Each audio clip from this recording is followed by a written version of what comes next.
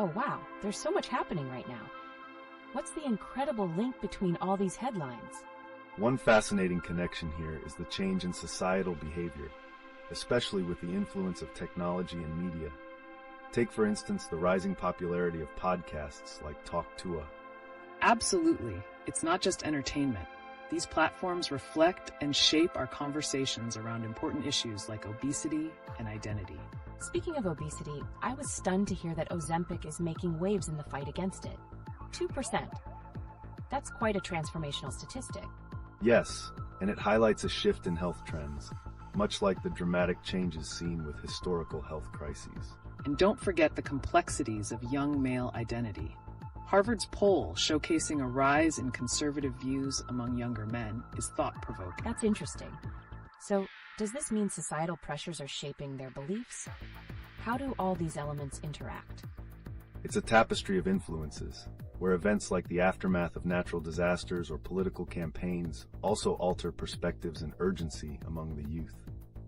Right? Each thread connects with urgency. Just like the dire situation in Western North Carolina after Hurricane Helene, how do we respond in times of crisis? I'm on the edge of my seat. What's the potential future for society when we look at these connections? Stay tuned, as we'll explore the implications of these shifts and what they mean for our collective future. It's going to be eye-opening. So keep those thoughts coming. Chat. We want to hear more of your insights as we unpack these vital narratives together.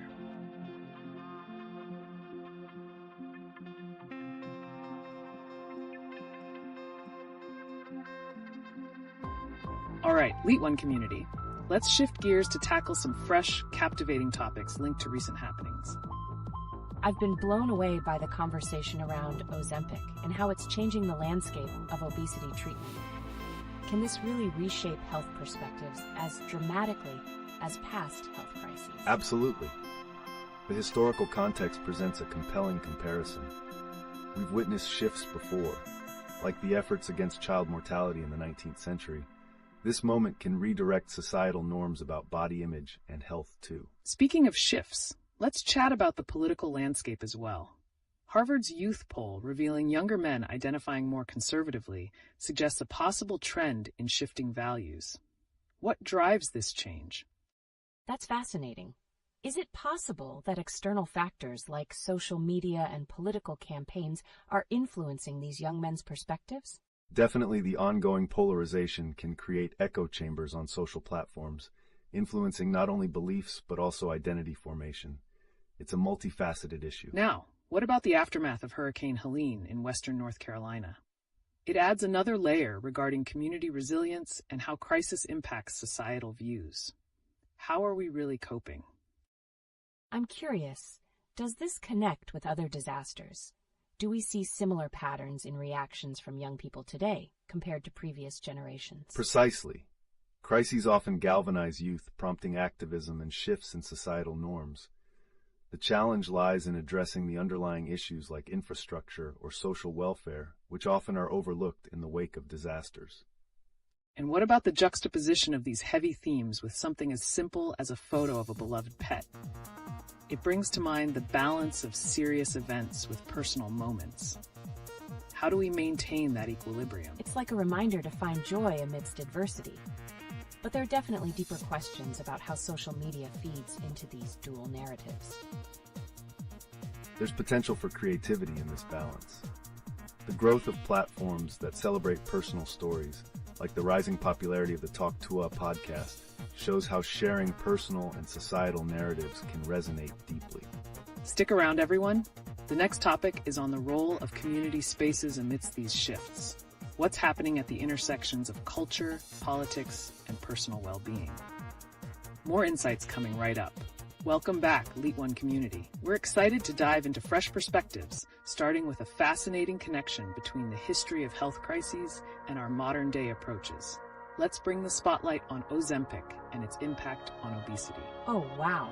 The statistic that it has already helped 2% of the U.S. population is astounding. Does that mean our society is shifting its perception of health and body image even faster than we thought? Indeed.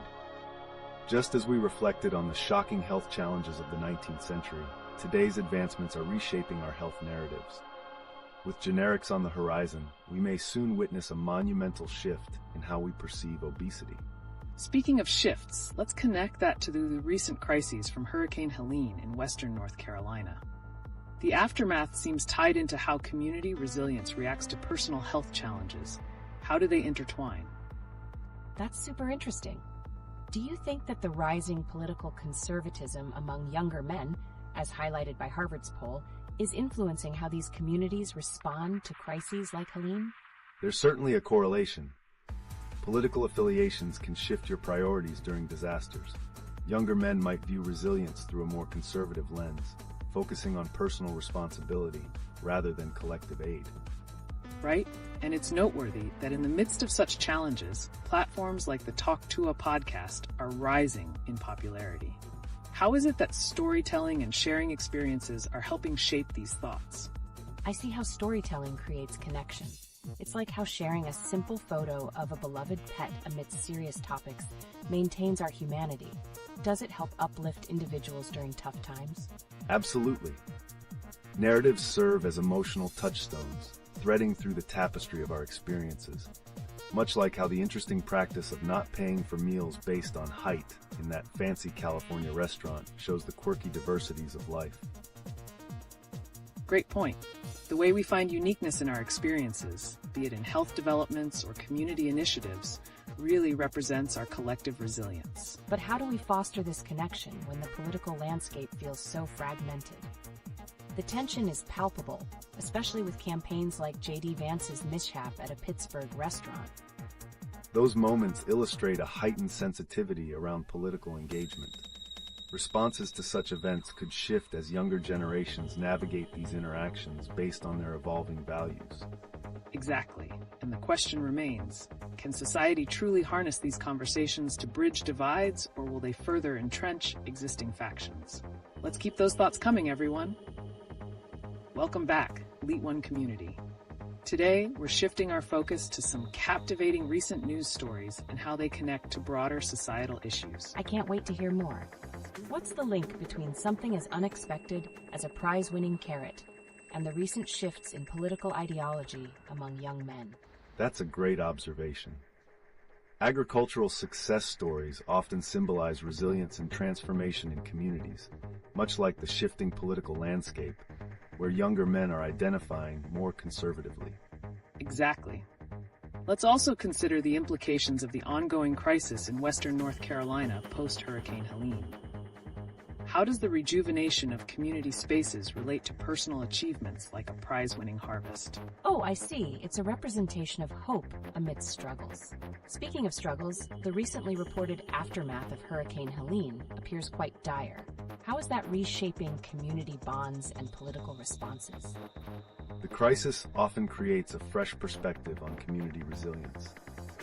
Just as individuals look to celebrate personal achievements, communities rally together to rebuild and support one another, enhancing social ties through such challenging times. I'm really intrigued. Could this newfound resilience contribute to a shift in how younger generations view their responsibilities towards societal well-being, much like the new attitudes we're seeing with Ozempic in obesity treatment? Great connection. The ability to navigate personal health issues can impact how society addresses broader challenges. When individuals see positive personal health outcomes, it may inspire collective action for community issues as well. Additionally, the rise of popular podcasts like Talk to a showcases the growing importance of personal narratives, which can tie together individual successes, health narratives, and community engagement. Wow, it's like a web of interconnected experiences. But what about incidents like J.D. Vance's campaign stop? How do such public blunders reflect shifting conversations and connections in these communities? That's a rich topic. Campaigns not engaging properly can highlight increasing divides in public discourse, especially in spaces where community connection is vital, differentiating between personal achievements and political snafus. Right? Precisely. There's a fine balance between fostering community interactions and recognizing the nuances of political engagement. The collective narrative shapes our societal perspectives significantly. It's like a puzzle we're trying to solve together. How does each piece fit into our future interactions as communities evolve? What's next for us in these intertwined stories? Those are the pivotal questions, LeetOne community. Keep sharing your thoughts as we explore these threads further. Let's uncover insights and make connections that will certainly spark conversations. Let's pivot towards some intriguing connections between our recent news stories, starting with the impact of the generics of Ozempic on our society. That sounds exciting. With reports indicating that Ozempic has already helped 2% of the population, it opens up the question of how this pharmaceutical advancement can ultimately change perceptions of health and body image, doesn't it? Absolutely. The future landscape of obesity treatment that we're heading toward seems almost revolutionary, reminiscent of monumental public health milestones we've seen in the past. Right. And speaking of transformations, let's think about the aftermath of Hurricane Helene in western North Carolina. How does community recovery from such disasters relate to advancements in health treatments or perceptions? That's an interesting angle. If communities are energized by innovations like Ozempic, could they also rally together to restore and improve their local environments after natural disasters? Yes, and a notable example is how communities addressing agricultural success, like that prize-winning carrot, also symbolize resilience, offering perspective during crises. Exactly. Those agricultural achievements can be relationships between food security, community pride, and even economic recovery, much like how youth in response to challenges are exhibiting more conservative ideologies. That's a compelling link. Young men today seem to be shifting towards a more personal responsibility mindset, particularly in the context of recent campaign missteps, such as J.D. Vance's experience. How do these political dynamics shape our communities moving forward? The correlation is significant. When public figures misstep, it often reflects a yearning for authenticity and reliability in representation, which can further influence youth perspectives on community engagement. Absolutely. And while we're uncovering the layers of these connections, what about the cultural elements like the rise of podcasts? The Talk to a podcast's popularity indicates a deeper need for personal narratives in connecting with the public. Right. It seems that storytelling is essential in shaping personal and collective experiences. Can these narratives help in bridging the gap between political divides, especially in light of recent events? Indeed, they can. When personal stories intertwine with broader issues, it fosters empathy and dialogue, key components necessary for understanding and collaboration amidst societal divisions.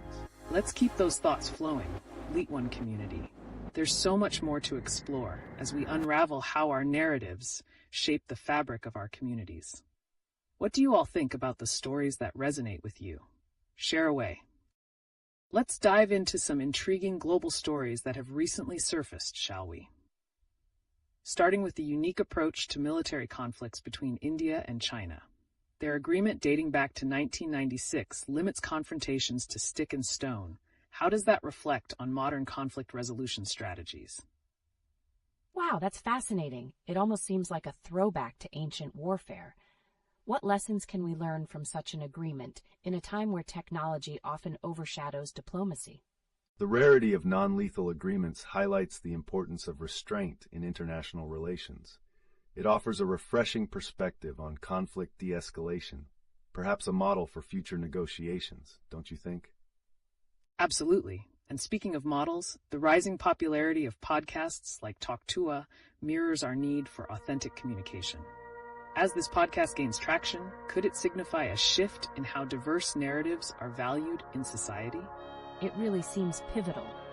But what about the implications of these narratives on political engagements, especially in light of J.D. Vance's recent campaign complications?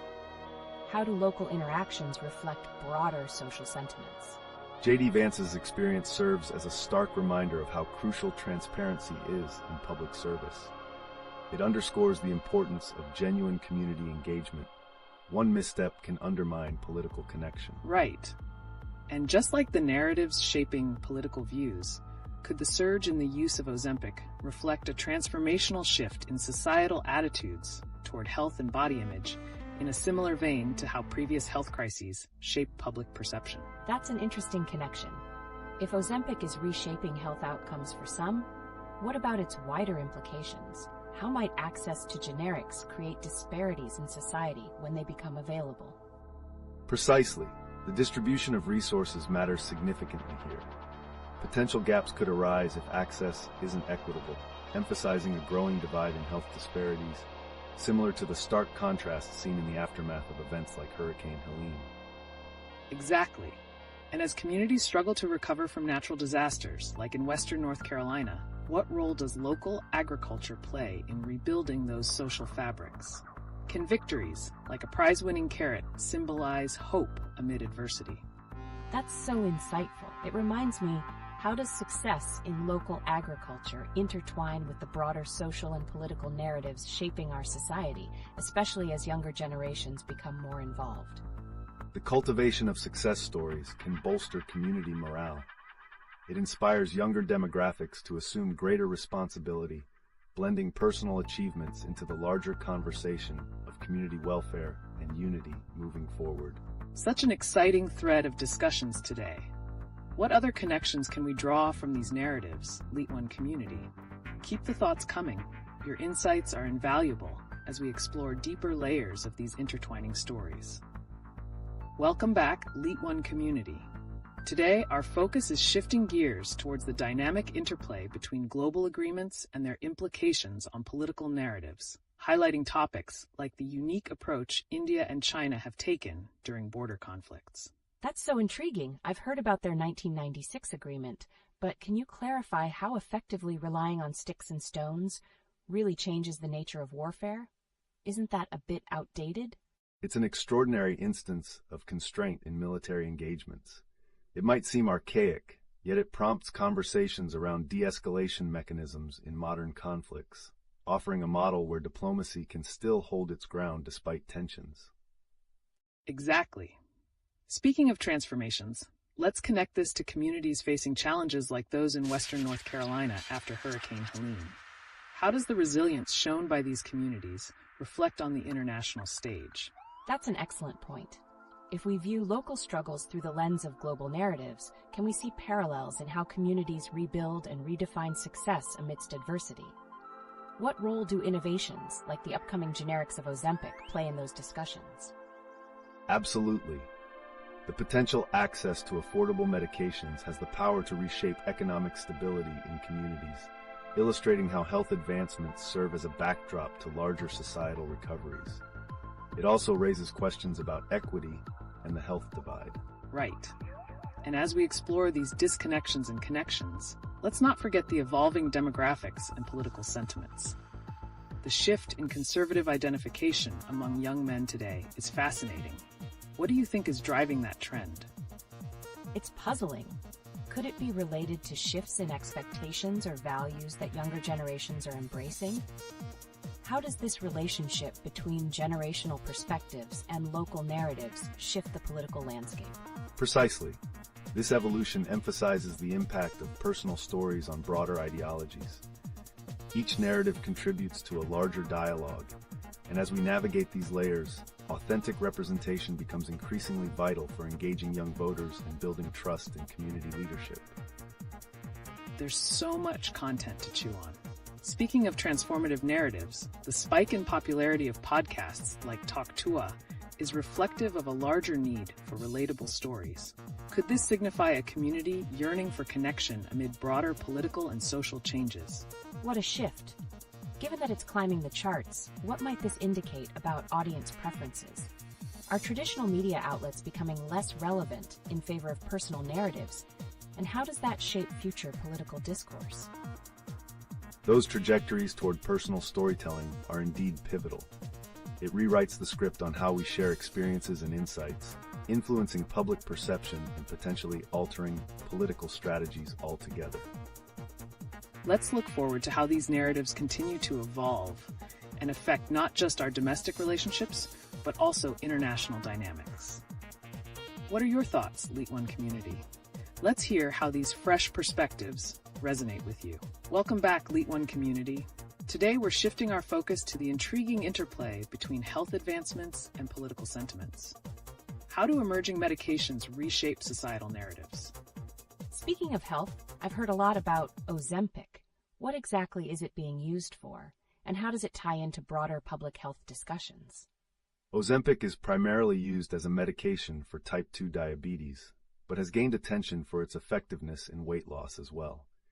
As it gains popularity, it invites conversation about the availability of generics and what that might mean for public health outcomes.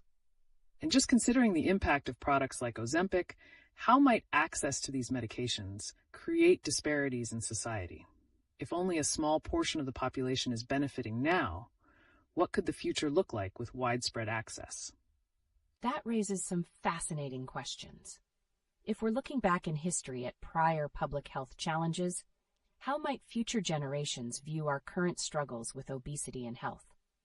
Will they regard today in a similar light to how we view child mortality rates in the past? That's a critical observation.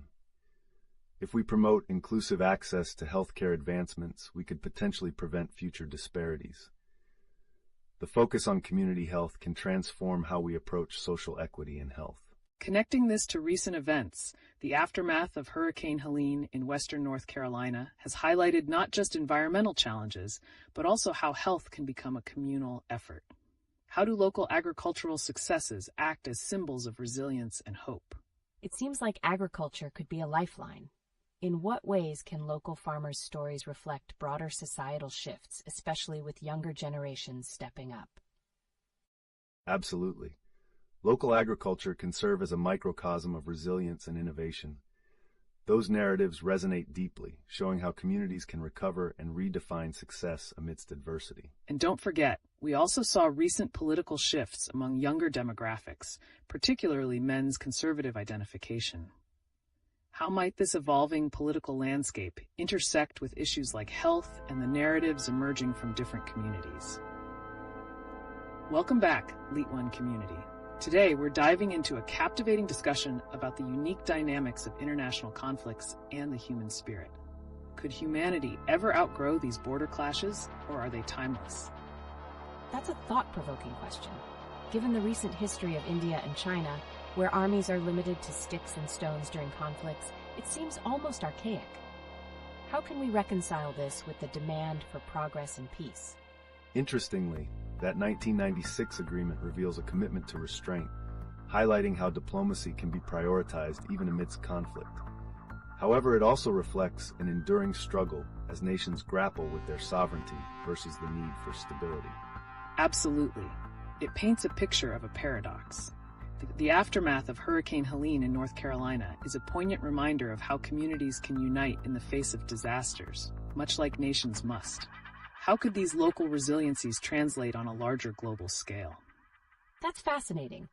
When we look at how communities rebuild, can we draw comparisons to international unity? Are there models out there where past animosities were put aside for a common purpose? Yes, the dynamics of community-led recovery can indeed serve as a blueprint for peaceful coexistence. This is especially relevant when examining global cooperative efforts in tackling climate change, a shared threat that diminishes the value of old conflicts. Fantastic perspectives.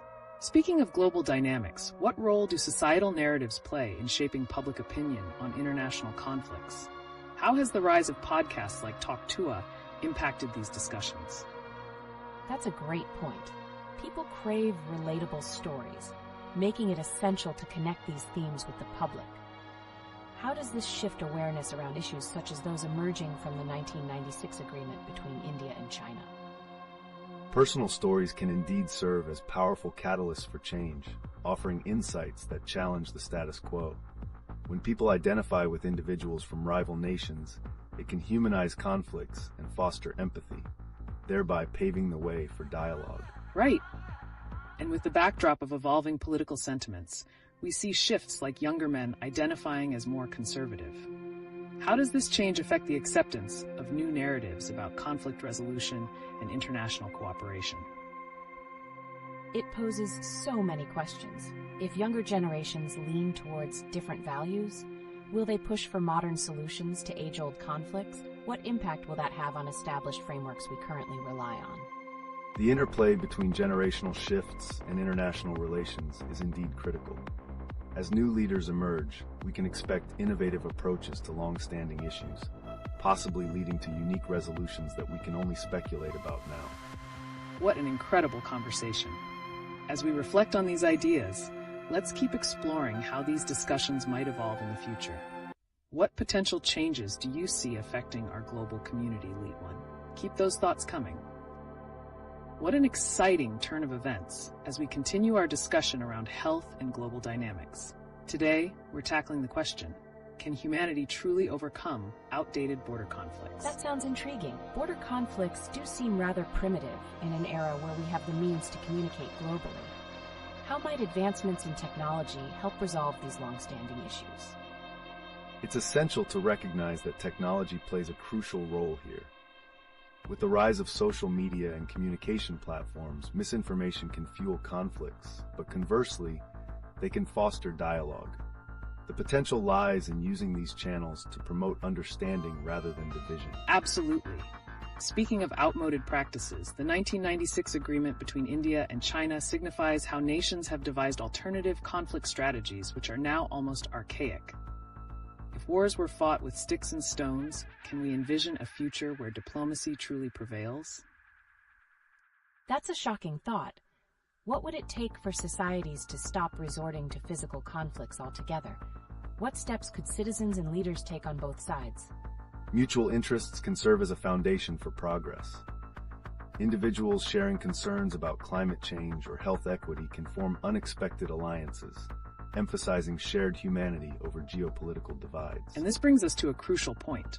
How do narratives around health, like the discussion of medications such as Ozempic, affect our worldview?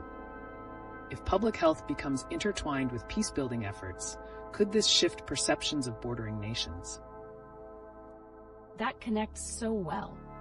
How might access to health advancements like Ozempic fundamentally alter the lens through which global communities view cooperation? Are there real case studies where this has made an impact? Certainly. The potential for shared health solutions can create common ground in negotiations. For instance, localized agriculture initiatives have shown that collaboration can result in healthier outputs and community resilience. Fascinating. And speaking of local dynamics, the aftermath of Hurricane Helene in North Carolina shows how a crisis can unite communities. Are there lessons learned here that could inspire international peace initiatives?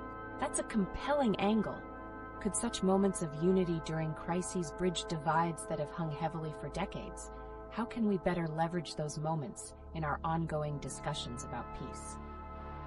It's about creating narratives that inspire collective action. We need to tell stories that depict success in overcoming adversity, thus encouraging other communities to adopt similar strategies. Such an important aspect of our future.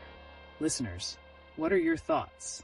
Could shared health challenges reshape how nations interact? Do you see a future where diplomacy is prioritized over conflict? Let's keep the conversation flowing. Today, we shift our focus to a seemingly outdated concept, border conflicts.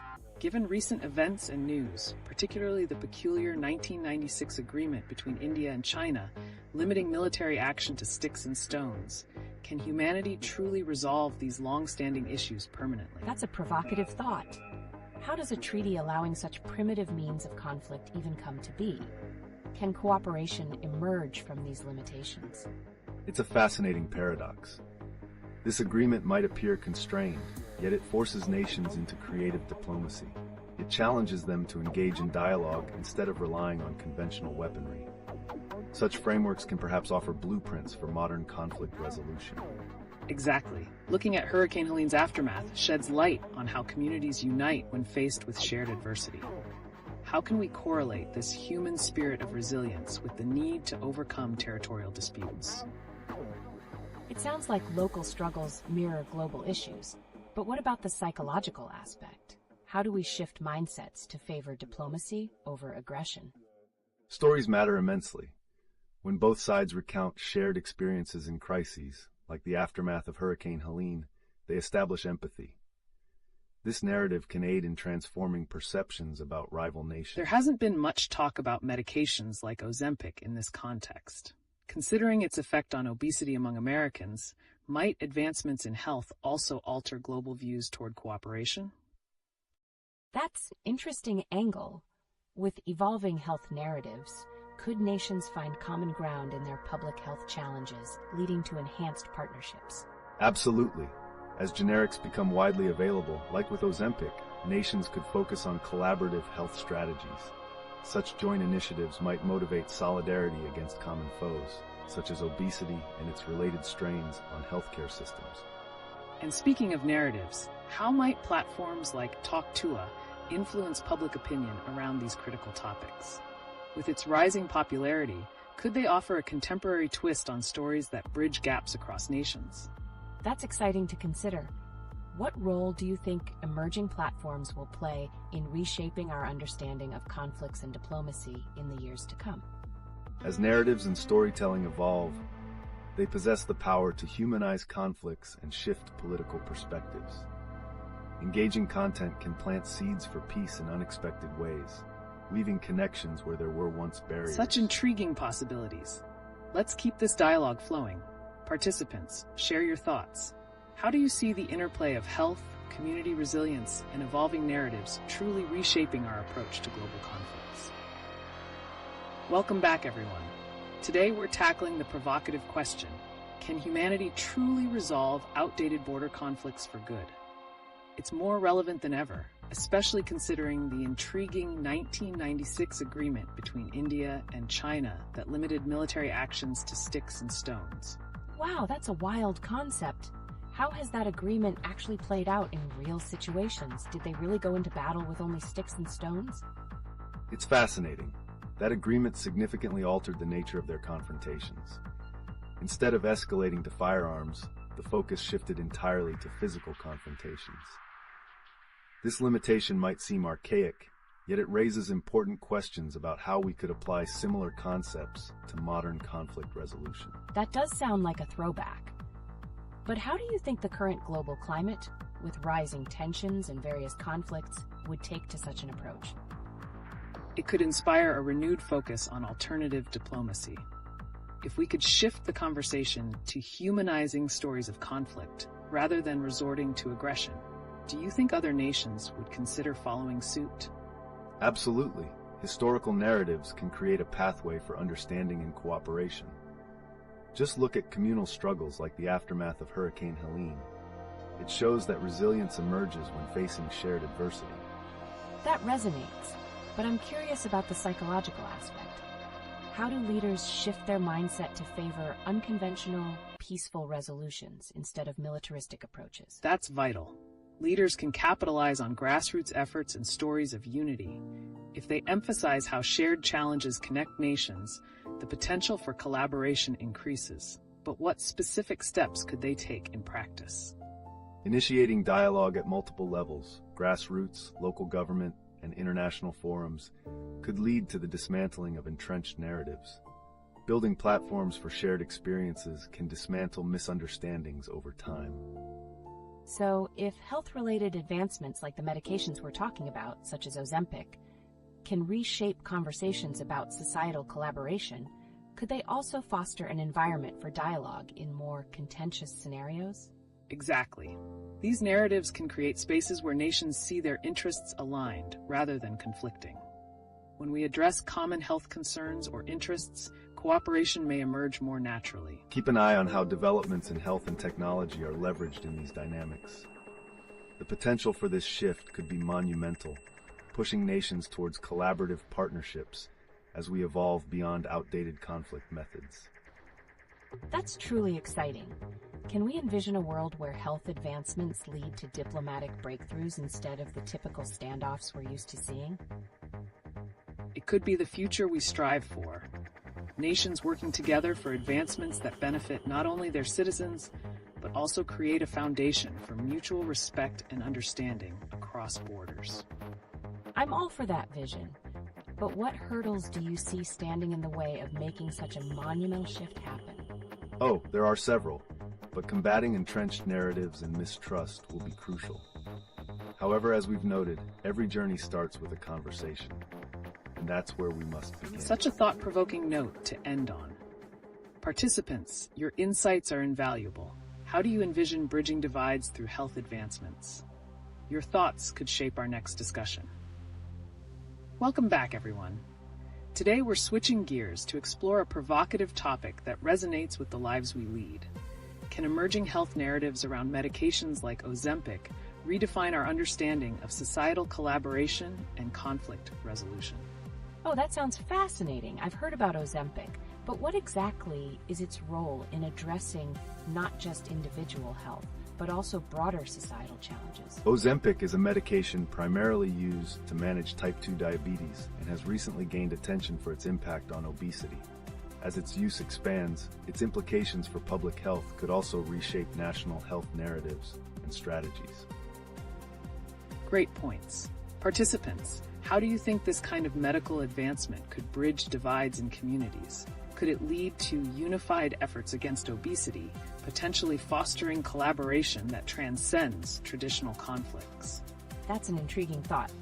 By tackling common health issues, do you believe nations could shift their focus from military might to collective wellness? Precisely. Uniting over shared health challenges might spark a sense of camaraderie between nations, paving the way for innovative diplomatic strategies. Imagine your country prioritizing health advancements instead of military interventions. Wow, that really puts things into perspective. But considering the current global climate, how receptive do you think nations are to adopting these collaborative health strategies, given the historically contentious relationships? That's a key question. Think about past conflicts. Could historical agreements, such as the one between India and China limiting weapon use during border clashes, inspire current leaders to take similar progressive steps in the realm of health and diplomacy? Absolutely. Those historical agreements showcase the possibility of compromise. Addressing shared health crises through cooperative diplomacy could offer a path away from outdated confrontational tactics. After all, even with nothing more than sticks and stones, nations can still find common ground. Amazing insight. With the dramatic rise of platforms like Talk could modern media help drive these narratives forward and encourage discussions that foster empathy and understanding? Absolutely. By amplifying stories surrounding health and communal challenges, podcasts like Talk can reshape public opinion and inspire collective action. What do you think, participants? Could the narrative shift initiated by media lead to lasting change in how nations interact? It certainly sounds hopeful, but what might it take for leaders to actively embrace these narratives, especially in a world still often steeped in traditional paradigms of power and conflict? That's the million-dollar question. It will require unwavering determination and a willingness to step outside one's comfort zone. However, when leaders witness the tangible benefits of prioritizing health over conflict, the shift may become irresistible. What an engaging conversation. Let's keep this energy up. Participants, share your thoughts. Do you see any specific examples where health narratives have already impacted political discourse positively? Welcome back, everyone. Today, let's pivot to a riveting topic that examines the tension between societal progress and historical norms. How are emerging narratives reshaping not only political discourse, but also our ability to communicate freely? That sounds intriguing. I was surprised to hear that a significant number of Americans feel afraid to express their beliefs openly. What do you think is fueling this trend towards self-censorship? And how does it relate to recent societal shifts?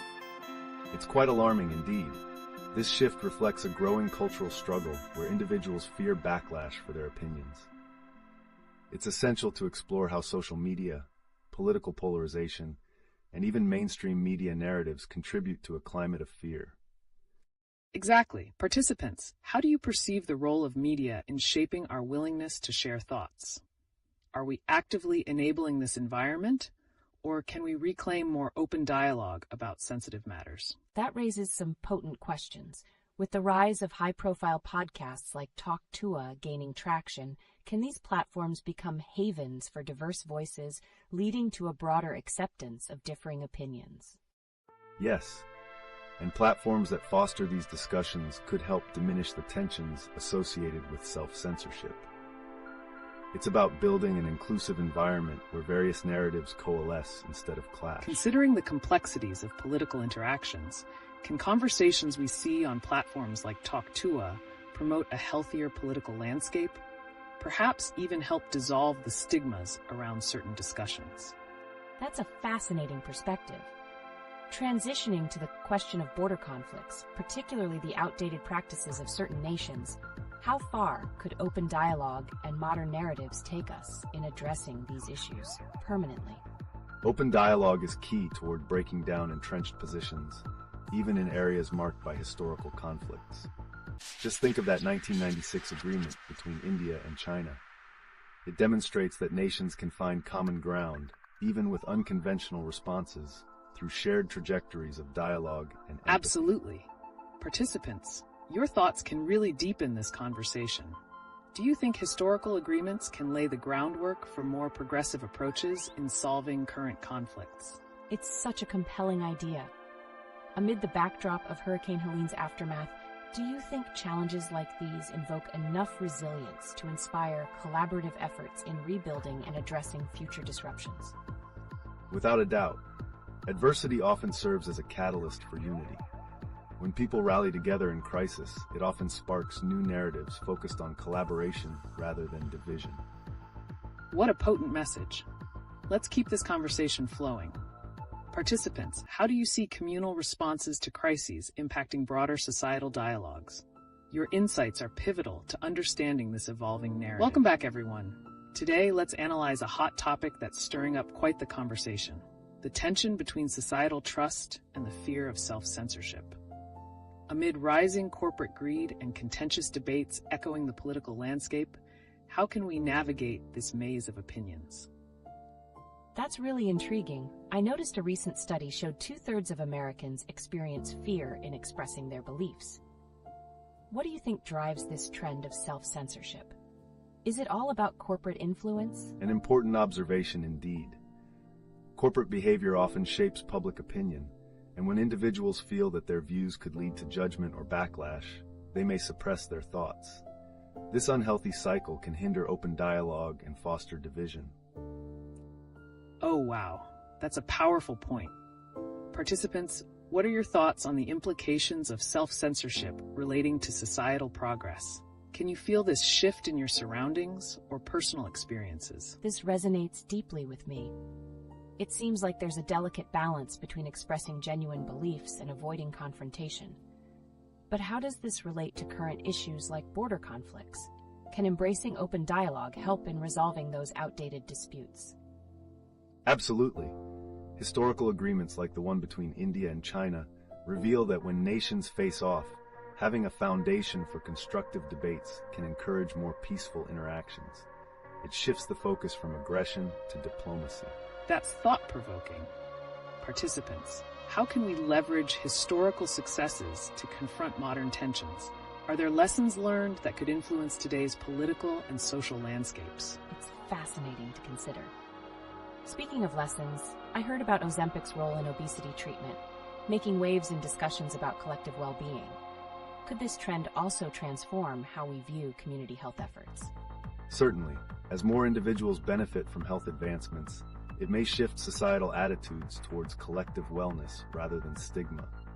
A healthier population tends to engage more actively in discussing broader issues, including self-censorship. Great connections. The prospect of communal health initiatives potentially prompting a culture shift is compelling. Participants, do you see this as a way to break barriers and encourage open conversations on difficult topics in your communities? Welcome back, everyone. Today, we're shifting gears to discuss another hot topic that's buzzing: the influence of recent events and perceptions on the way we navigate public discourse. How are societal issues, such as corporate greed or political polarization, impacting our comfort in speaking out? That's a gripping question. I mean, I keep hearing that 2/3 of Americans feel afraid to voice their opinions. What's really driving this trend? Is it all about how corporations and politics shape our environments? The dynamics are indeed complex. Corporate and political narratives often serve to promote a climate of caution, making individuals wary of expressing their true beliefs. This fear of backlash not only leads to self-censorship, but can also hinder our collective decision-making. Participants, we're keen to hear your take. Do you think social media amplifies this fear, Or could platforms like Talk2a act as a safe space for sharing more diverse opinions? That's thought-provoking. With the popularity of podcasts and social media discussions, do these platforms encourage more open dialogue, or are they just another form of corporate influence shaping what we talk about? It's a double-edged sword. While these platforms create spaces for diverse ideas, they can also perpetuate echo chambers, limiting varied perspectives and entrenching existing biases. Now shifting to a more global perspective, let's address those long-standing border conflicts our participants mentioned.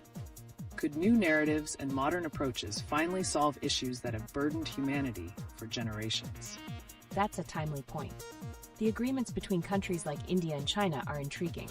They highlight how historical context can pave the way for innovative escalation strategies. Are we seeing a shift towards more diplomatic resolutions rather than old-world confrontations? Absolutely. Those examples show that dialogue can effectively replace violence. And looking forward, we could see more nations prioritizing dialogue as a tool for peace. However, this depends on the commitment of leaders to embrace these methods.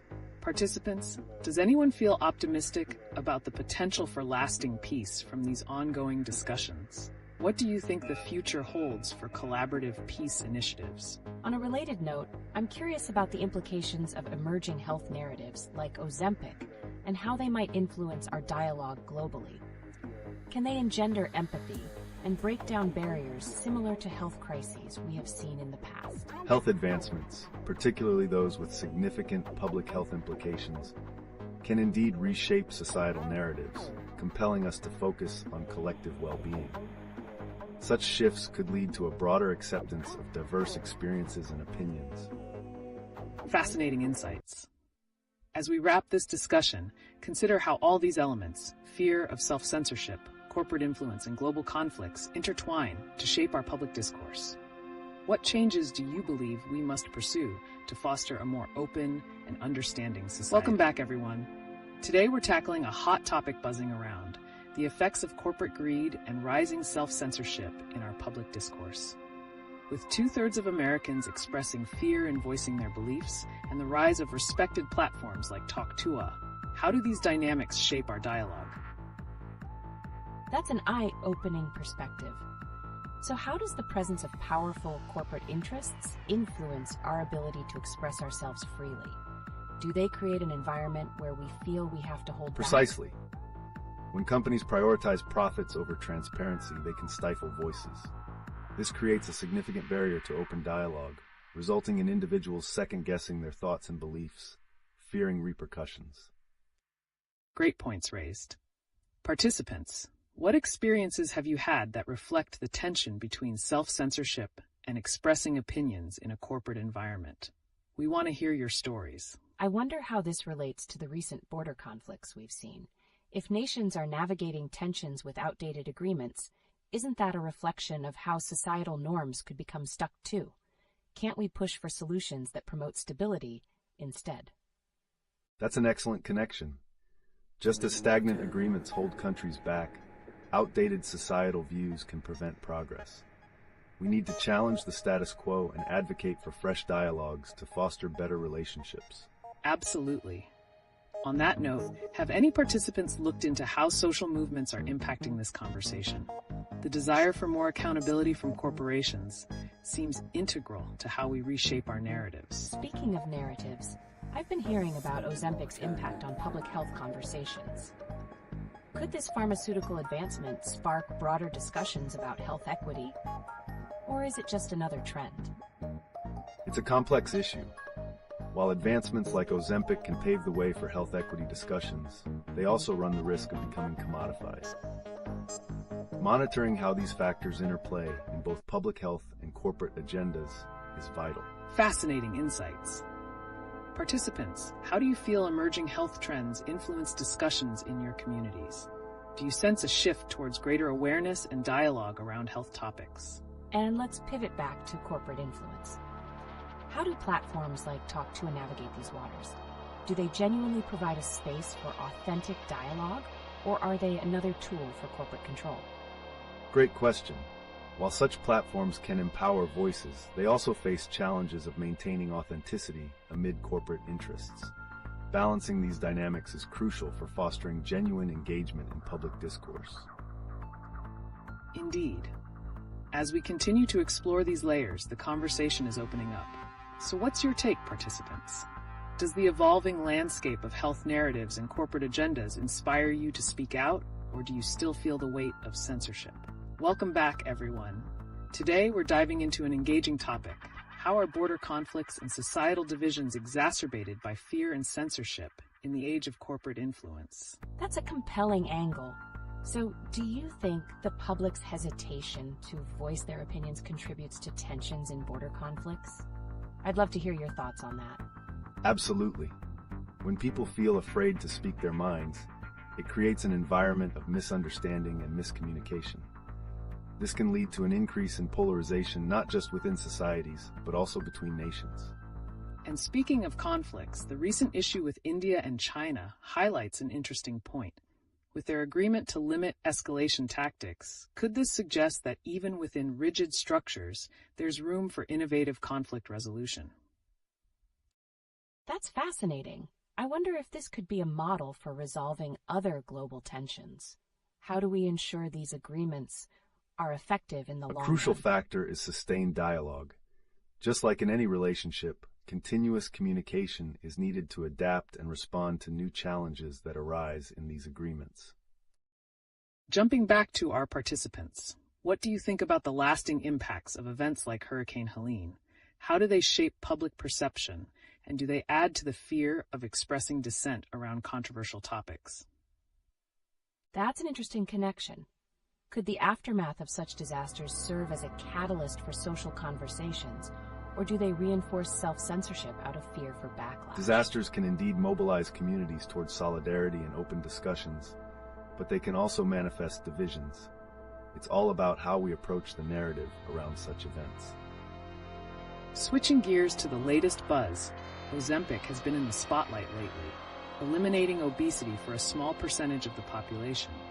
How could advancements like this influence societal perspectives on health? It sounds like there's a lot to unpack there. Do these advancements create a more inclusive narrative, or do they risk further stigmatizing those who don't benefit from them? Product advancements have the potential to both connect and divide. We must be vigilant in ensuring that the narrative includes multiple viewpoints, fostering a sense of community rather than exclusivity. What are your thoughts, participants? Do you believe health advancements will ultimately unite or polarize society? Share your insights with us. Welcome back, everyone.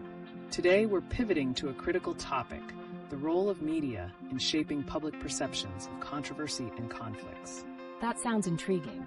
With platforms like Talk gaining traction, how do these media narratives influence our understanding of events like the recent Trump incident? It's important to note that media shapes narratives. When outlets prioritize sensationalism, it can skew public perception and ignite polarized opinions. Speaking of narratives, participants, how has your perception shifted based on media coverage of health advancements and political events? I'm curious, does the influence of corporate sponsorship in media outlets play a role in how these narratives are formed and presented to the public? Absolutely. Corporate influence can often lead to prioritization of certain stories, while others are downplayed, creating an unfair focus on specific agendas.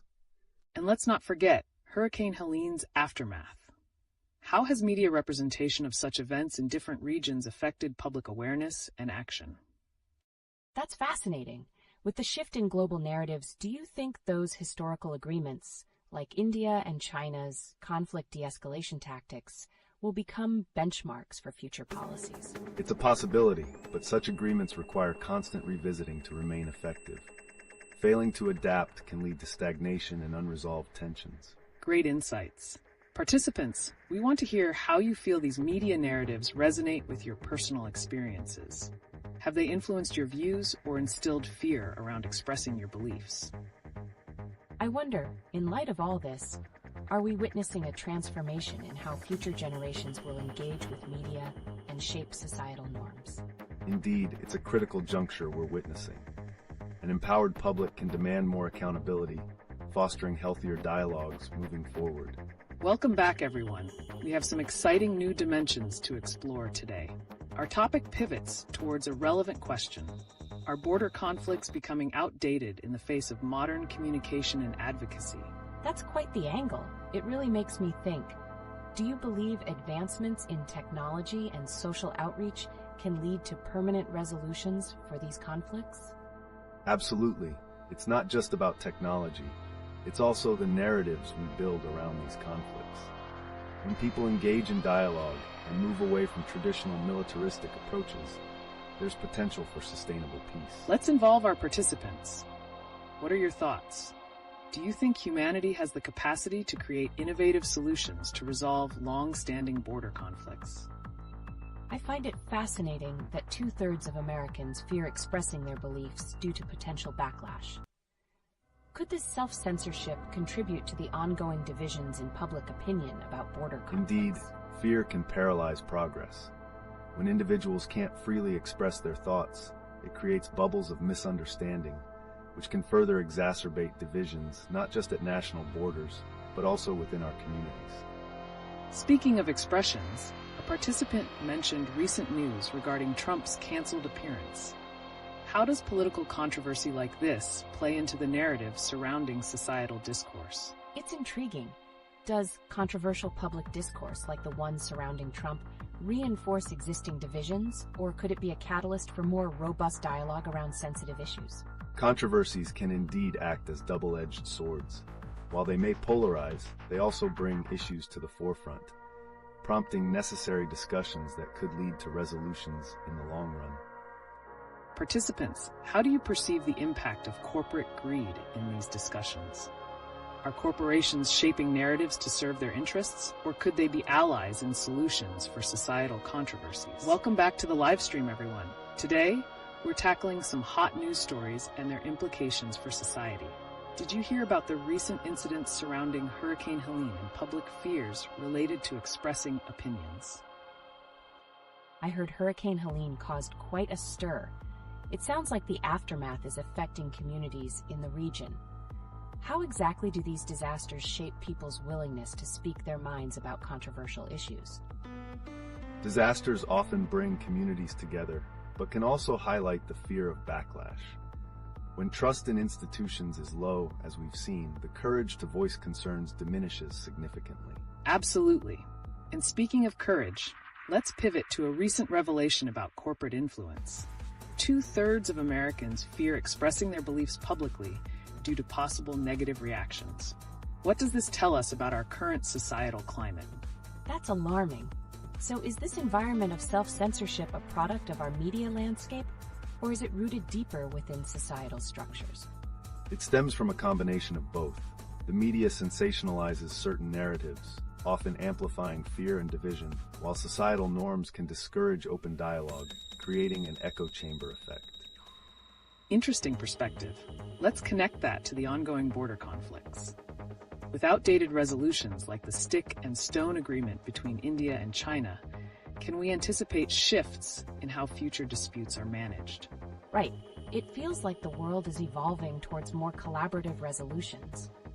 Are we moving away from militaristic approaches in favor of dialogue? It's a gradual process. Historical precedents will always influence current strategies, but emerging global narratives could pave the way for lasting peace as societies prioritize communication over confrontation. And while we are on the topic, a participant mentioned the podcast Talk Tua.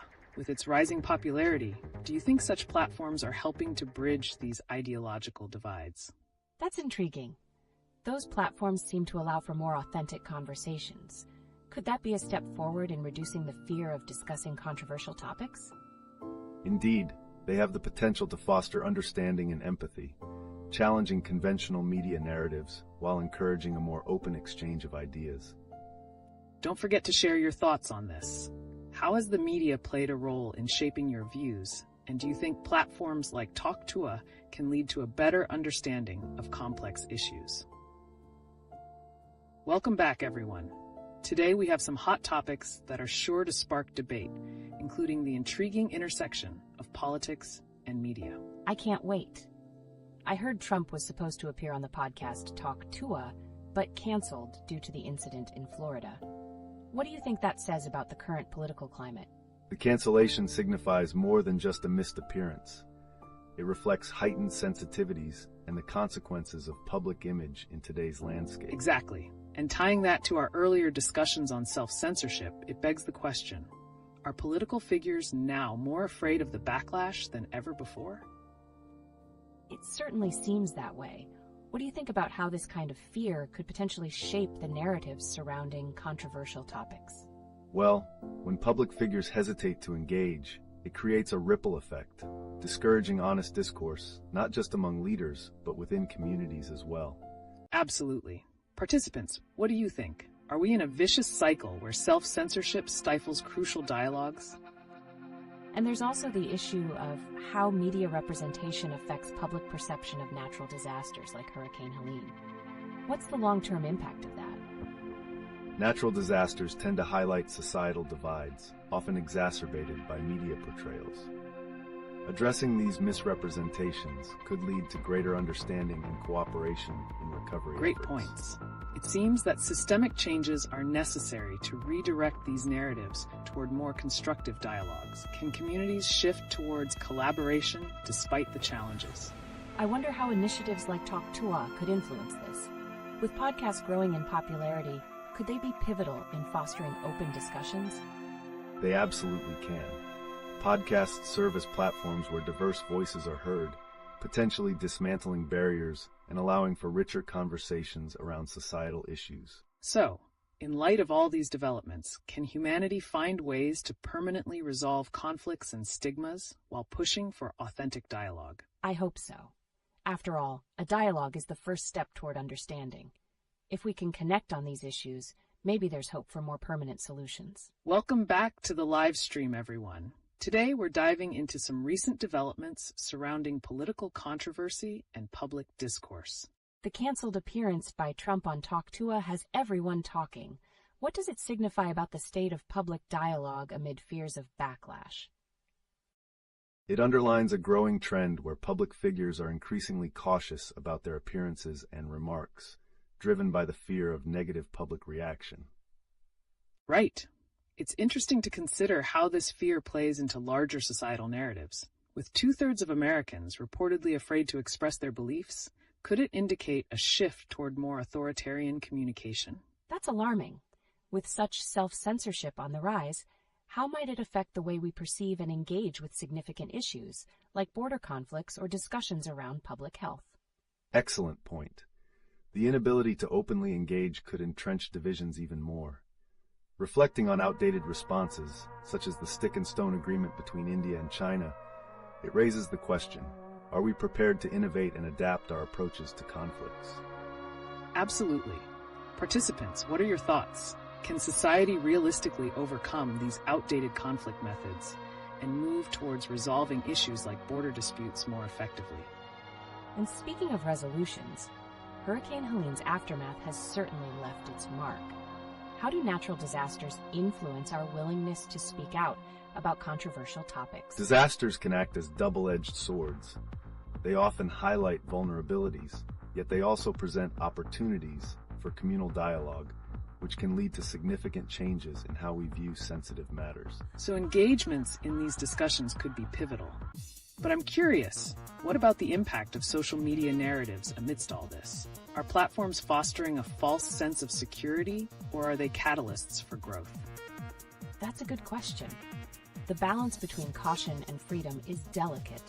How do we navigate that, especially with transformative tools at our disposal like podcasts and social platforms? Well, the challenge lies in harnessing the unprecedented connectivity they offer while ensuring that conversations foster real understanding rather than performative engagement.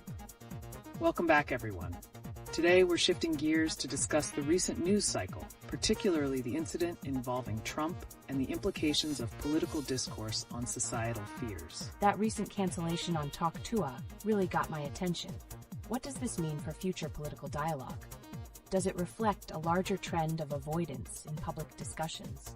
It definitely does.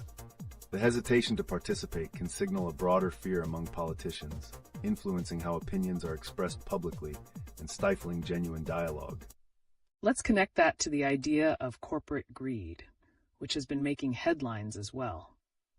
How might these issues intertwine? Are companies influencing political figures to avoid conflict to maintain their interests? That's a fascinating angle. It's like a web of influence.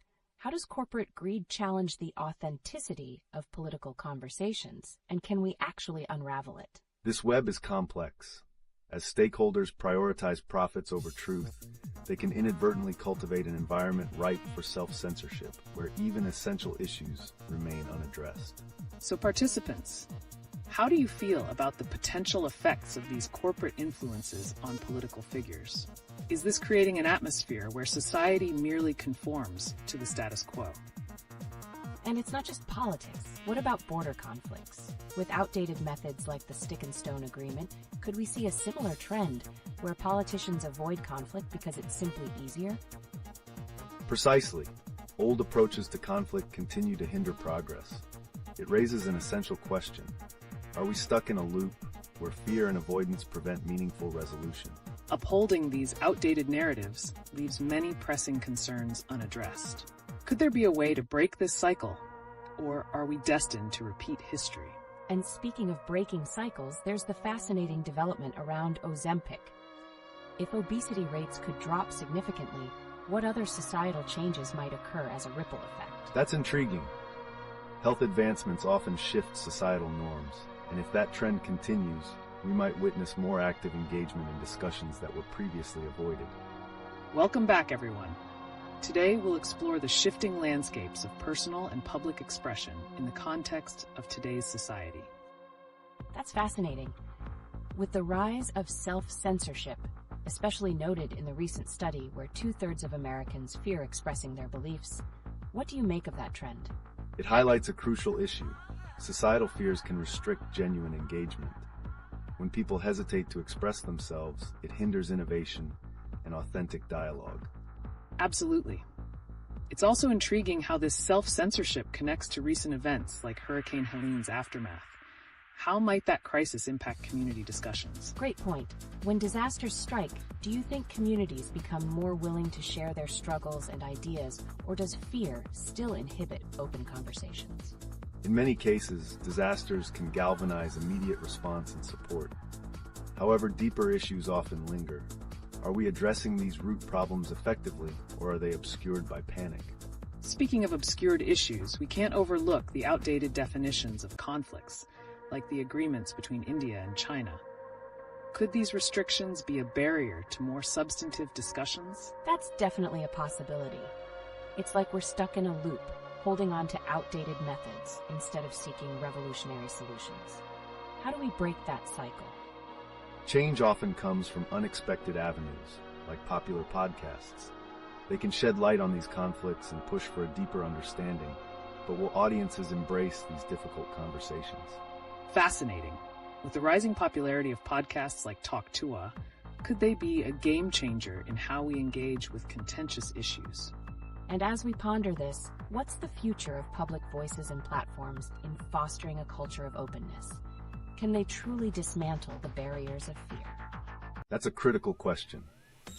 The evolution of platforms will be essential. Key transformations in how we communicate might redefine power dynamics in the future. What are your thoughts on this? Welcome back to LeetOne, everyone. Today, we're diving into some pressing matters, specifically the implications of corporate influence on public dialogue. That sounds intriguing. I've heard some whispers about Trump's cancellation on Talk Tua due to the upcoming Florida incident. How does that relate to our conversation on corporate influence? That's an interesting angle. It reflects how corporate interests can sometimes dictate public appearances, resulting in a muted narrative.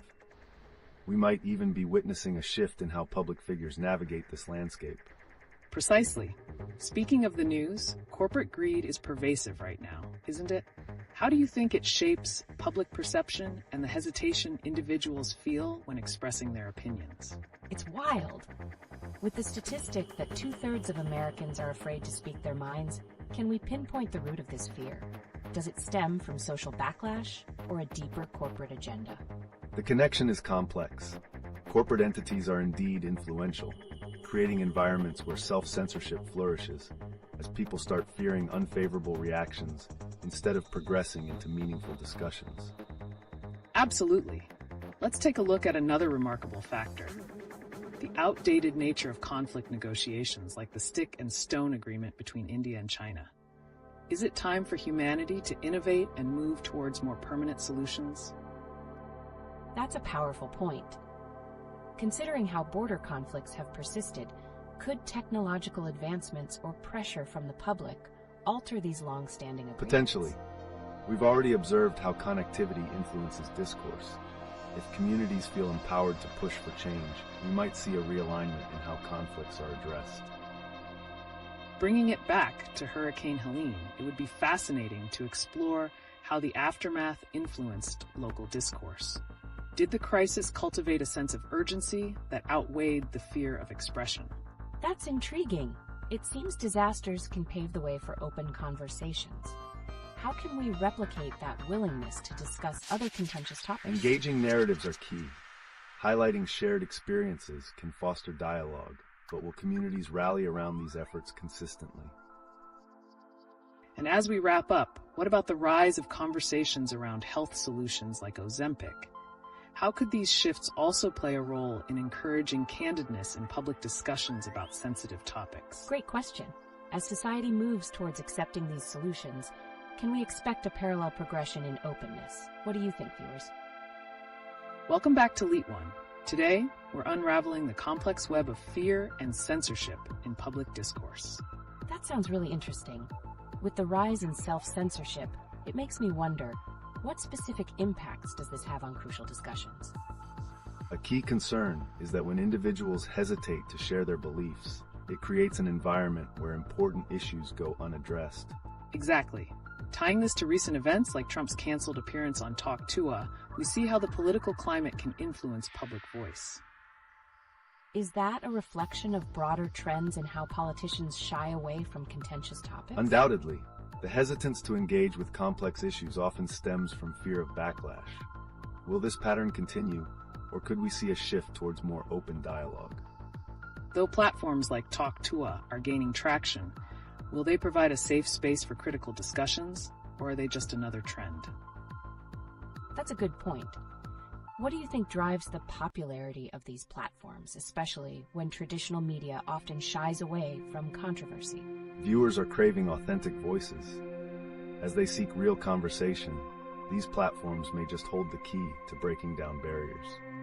Furthermore, let's connect this to border conflicts. Can increased communication via these platforms offer solutions to historical disputes? It sounds like there's a real potential for change, but with so much at stake, will the desire for dialogue outweigh the long-standing fears associated with these discussions? A great question. If communities feel empowered to engage, we could see transformative change, but the path remains fraught with challenges. Welcome back to LeetOne. Today, we're taking a fresh look at the rising concerns around self-censorship, a phenomenon that 2/3 of Americans are experiencing. That's shocking. With so many people afraid to voice their opinions, how do we break this cycle? Does it connect to our current political climate and the media landscape? Absolutely. The interplay between political pressure and societal expectations can create a chilling effect on free expression. But what steps can be taken to encourage more transparent dialogue? Speaking of dialogue, let's shift our focus to a broader topic: corporate influence in media. How is that shaping the narratives we see every day? And can it be a direct contributor to this fear of expression? That's a fascinating angle. With platforms like Talk Tua becoming increasingly popular, do you think they genuinely provide a safe haven for real conversations, or could they merely be trends that succumb to corporate pressure eventually? Interesting point.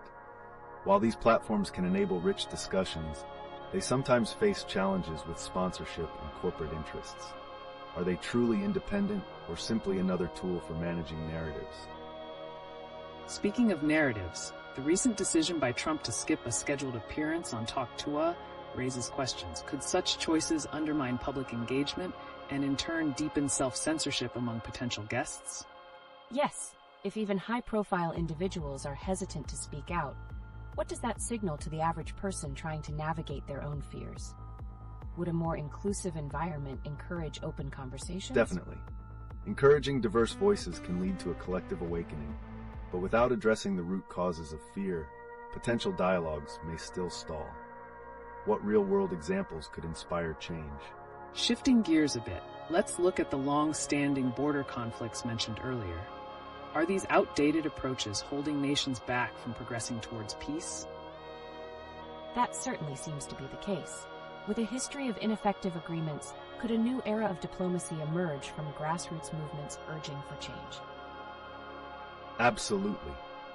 The more individuals feel empowered to engage in their communities, the more likely we will see a transformation in how we negotiate and settle enduring disputes. Exciting perspectives.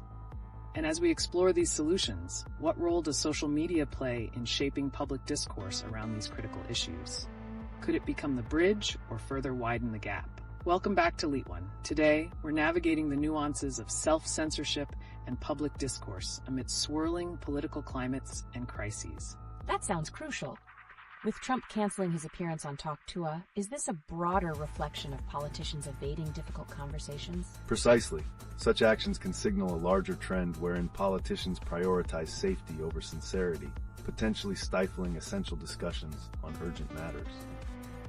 It's unsettling to consider how 2/3 of Americans now express fear in voicing their opinions.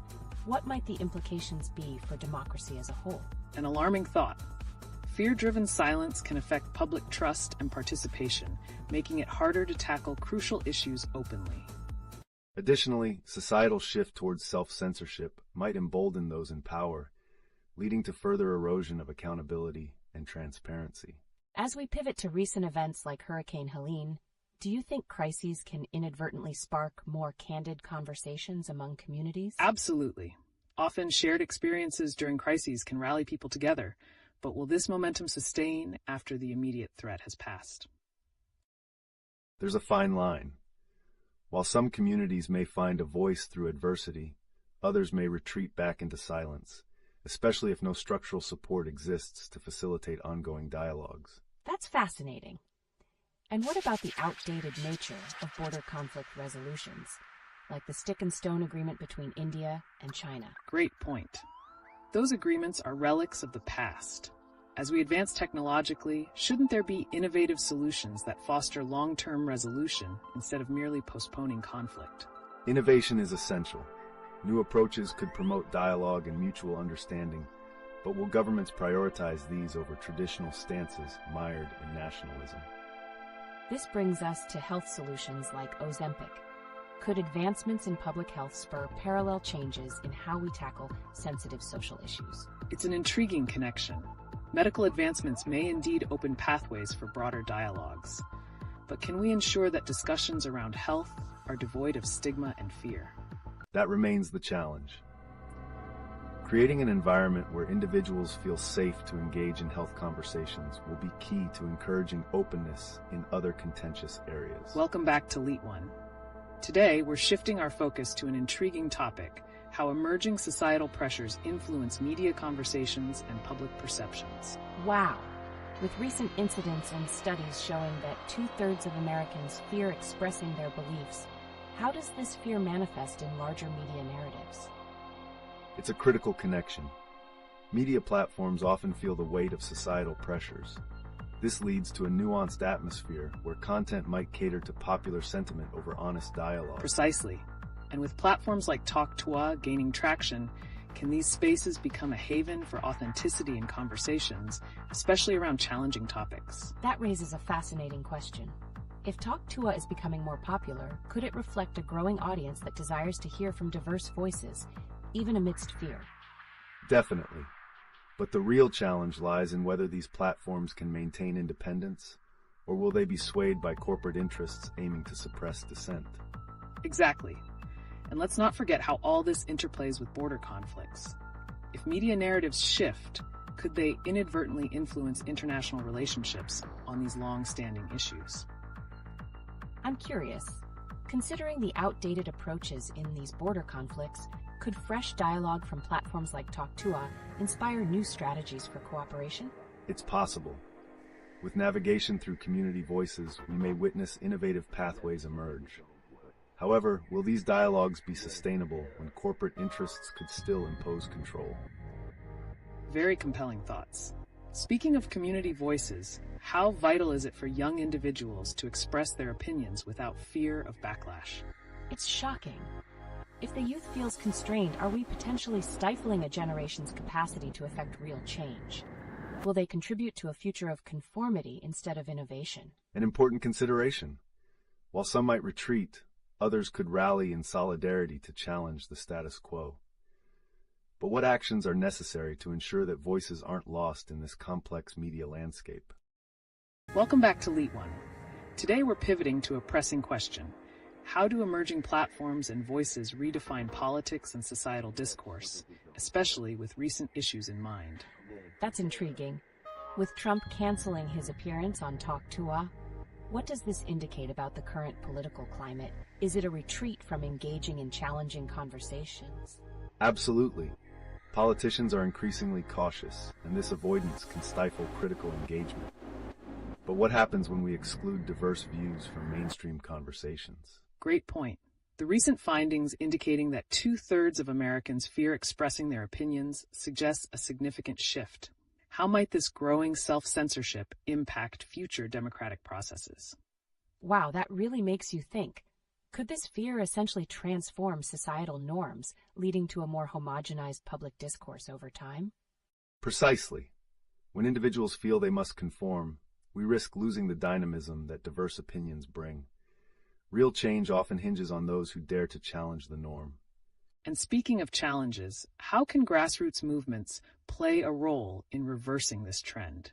Could they become catalysts in promoting more open, inclusive discussions, especially on platforms like TalkToa? That's a hopeful prospect. So do we think communities could mobilize faster and better using social media to advocate for change? It's entirely possible. However, the sustainability of such movements depends on continued engagement and their ability to navigate the complex media landscape. Excellent insights. And with the aftermath of Hurricane Helene affecting communities, could crisis situations actually unite voices in the fight for change, despite fears of expressing personal opinions?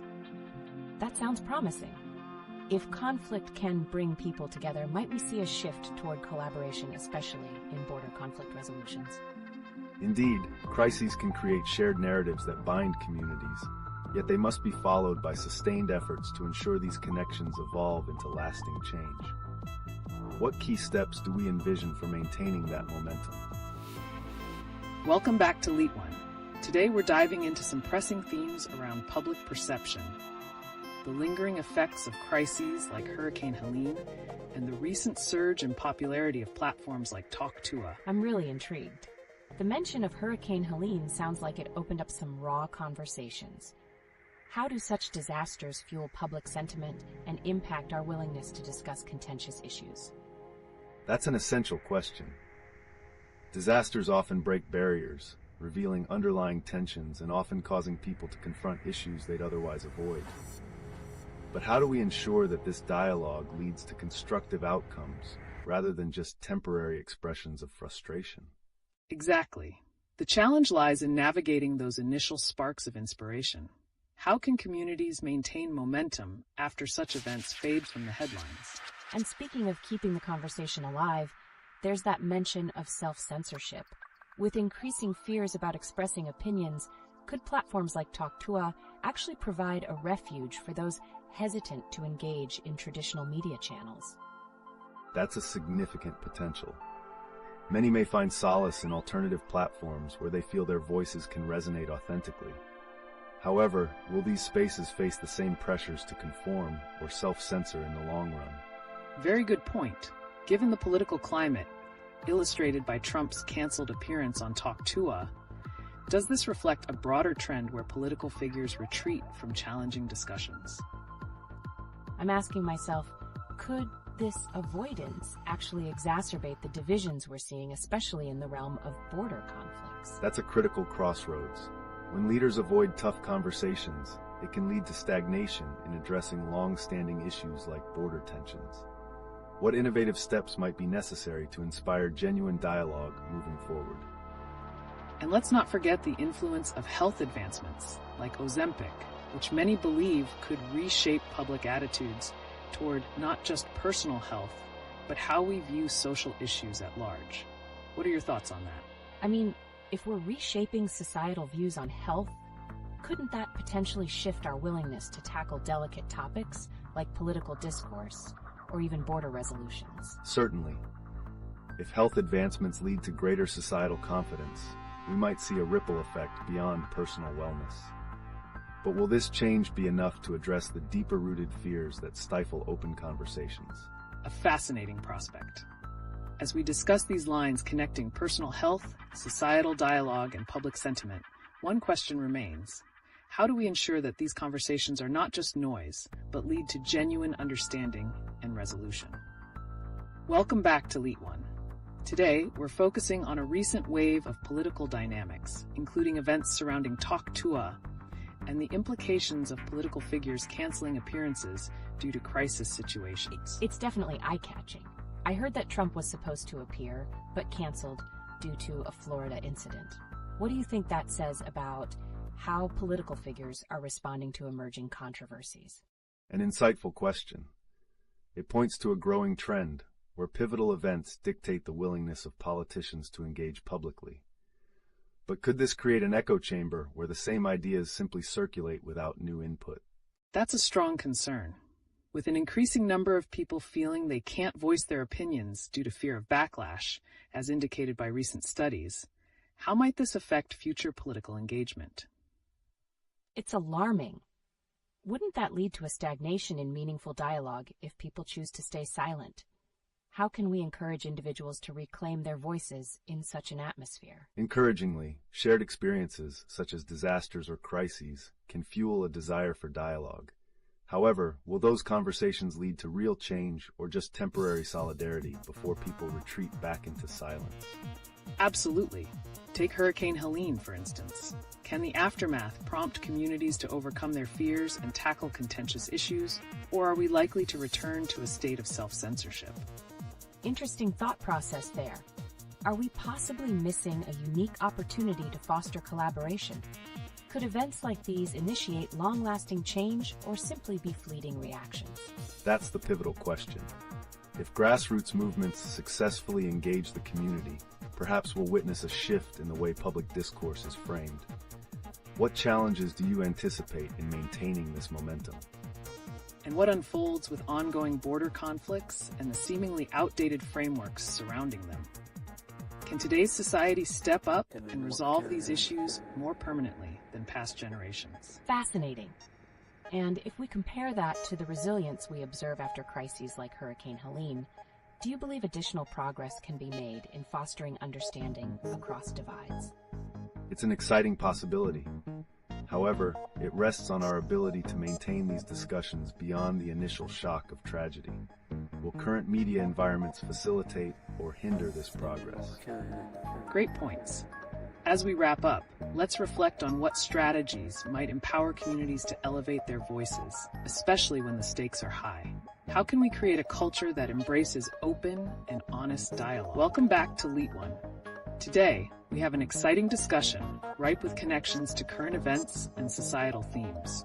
Are we witnessing a pivotal moment in public discourse as political figures like Trump respond to crises and the resulting conversations? That's intriguing. I heard Trump canceled his appearance on Talk Tua due to a recent incident in Florida. What does that signal about politicians' willingness to engage in sensitive topics during such turbulent times? An important observation. Politicians often navigate these waves cautiously, but this retreat could intensify existing divisions in society. If leaders consistently avoid hard discussions, what message does that send to their constituents? Yes, I'm curious. Could this pattern of withdrawal from the public eye reinforce fears of self-censorship? It's alarming to note that a significant percentage of Americans now hesitate to express their true beliefs, fearing backlash. Precisely. This fear of expressing identity and beliefs can stifle progressive discussions. With ongoing tensions worldwide, like those at the border between India and China, could the hesitation in dialogue lead to escalated tensions instead of resolutions? Absolutely. When crises arise, whether from natural disasters or geopolitical tensions, people often seek connection. However, if the conversation falls into silence again, we risk missing the chance for constructive dialogue and collective healing. That's such a key point. What are some practical steps that communities can take to keep these crucial conversations alive, especially in the aftermath of events like Hurricane Helene? Great question. One approach could involve community forums focused on storytelling, allowing individuals to share their personal experiences openly. How do we ensure that narratives of resilience and conflict resolution are amplified rather than stifled? Capturing these experiences is essential. Yet, we should also prepare for resistance. Would it help to create safe, moderated environments to encourage participation, especially for those hesitant to step forward? And what about innovative platforms like Talk2a? Could they provide a bridge for people to connect and share their stories without fear of repercussions? Definitely. As these platforms grow in popularity, what kind of responsibility do they bear in shaping public dialogue? Are they prepared to withstand the pressures of censorship and corporate interests while fostering authentic conversations? That's a vital consideration. The impact of corporate influence can be profound, suppressing heartfelt dialogue. But amid this, will we see the emergence of grassroots movements that demand a return to real conversations? I'm really curious. In light of these dynamics, how do we cultivate a culture where diverse voices can resonate without the looming shadow of self-censorship holding them back? What a whirlwind of news and opinions we're in today.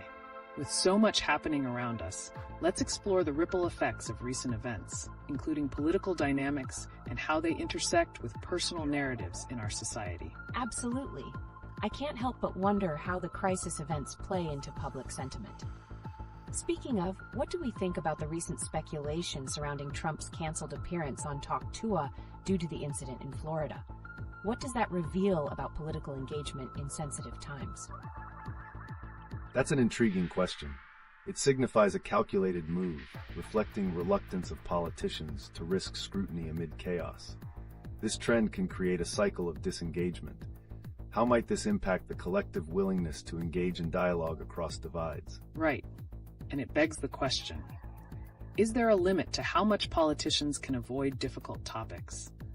With the border conflicts still haunting our global community, many people are asking whether it's even possible for humanity to come together and resolve these outdated disputes permanently.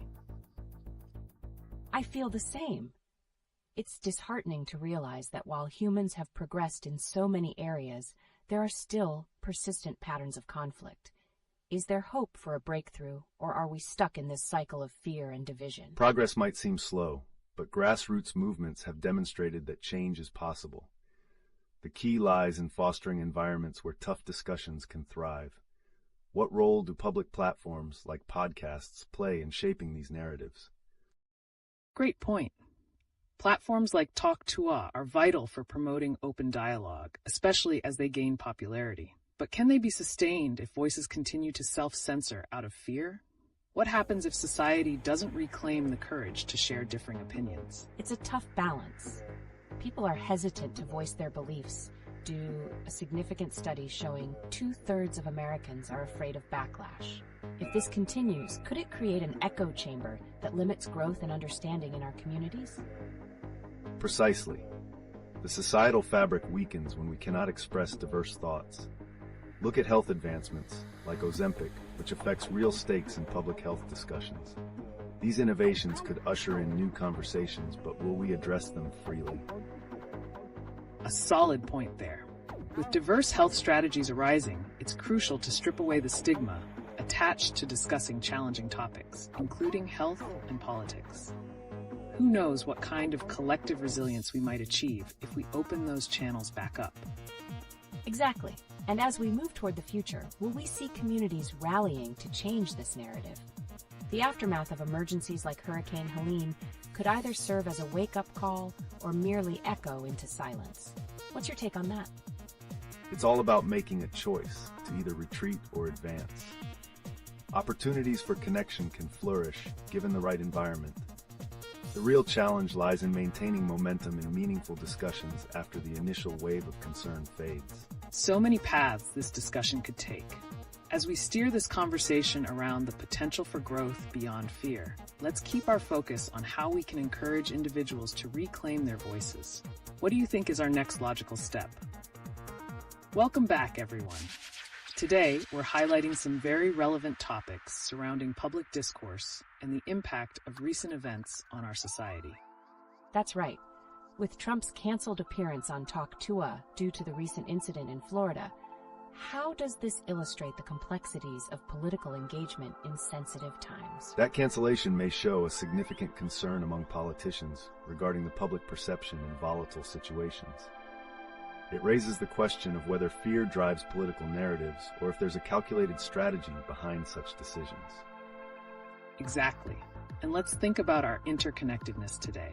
Can we slowly move toward resolving outdated issues like border conflicts if political leaders withdraw from hard discussions? That feels like a stalemate. How can we even begin to comprehend border issues if dialogue is stifled?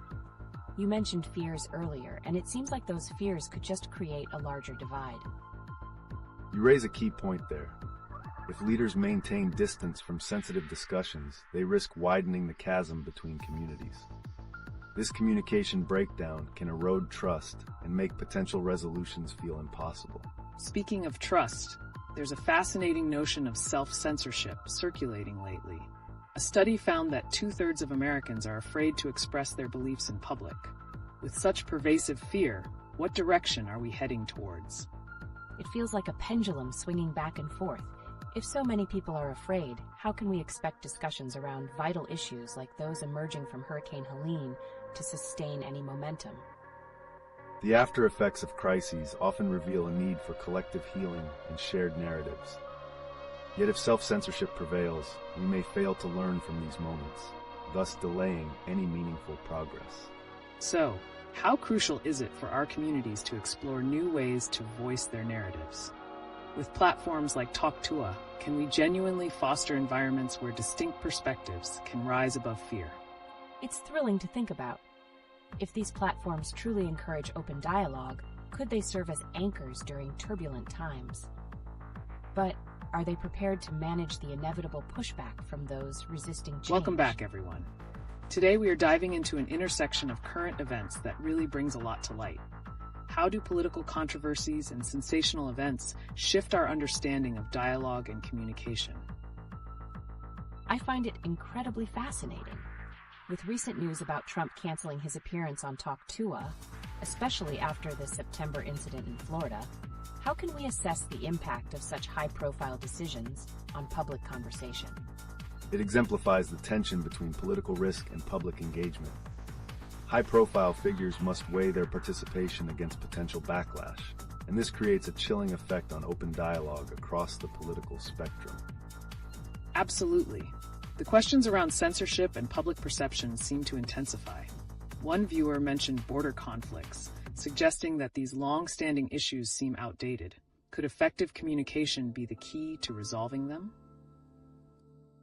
That raises a great point. With conflicts simmering well past their due date, are we overlooking opportunities for reconciliation just because we're afraid to start the conversation? Yes, a fear-laden atmosphere makes addressing historical grievances incredibly tough. But while fear prevails, we also see informal discussions happening around these topics online and in grassroots initiatives. Will this be enough to bridge those gaps? And on that note, turning to health-related discussions. Ozempic has been a hot topic. How does the perceived stigma of weight loss and its discussions mirror the stifled conversations around political engagement? It feels like these two narratives are intertwined. When personal health issues remain taboo, do we risk creating a society unable to promote open and honest discussions about broader societal problems, including politics? Precisely.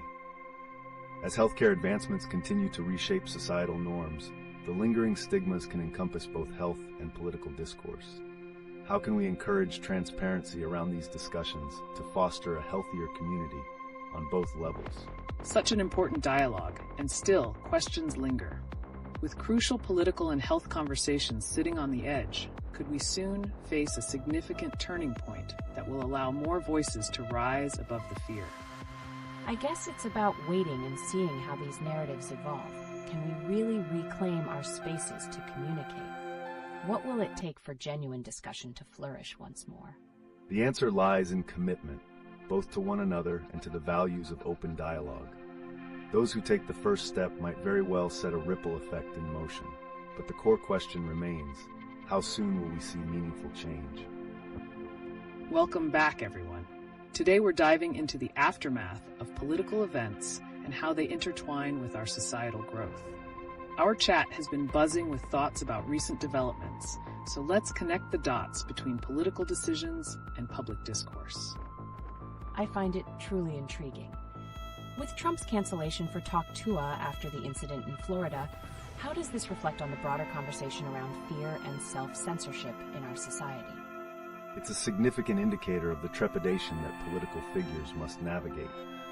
By stepping back from such platforms, leaders inadvertently deepen the existing communication chasms. What opportunities could arise if they opted to engage despite the risks? One viewer mentioned that border conflicts seem outdated.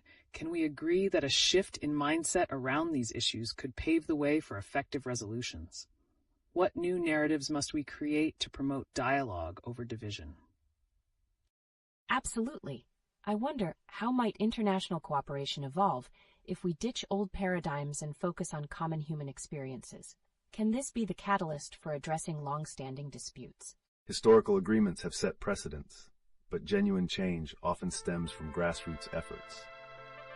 As we witness these dynamics unfold, could the rise of social media and alternative platforms become pivotal in reshaping these conversations? Exactly. Take Hurricane Helene, for example. Its aftermath raised questions about our resilience as a community. What if the lessons learned from natural disasters could translate into actionable narratives for political discourse? It's fascinating to think about. But what about the psychological impact on communities still reeling from such events? How do we balance addressing immediate concerns with fostering deeper conversations? That balance is crucial. Emotional healing must go hand in hand with dialogue to cultivate trust. If communities can express shared grievances and recover collectively, might we open pathways to more constructive political engagement? And here we are, caught in a cycle of fear versus progress.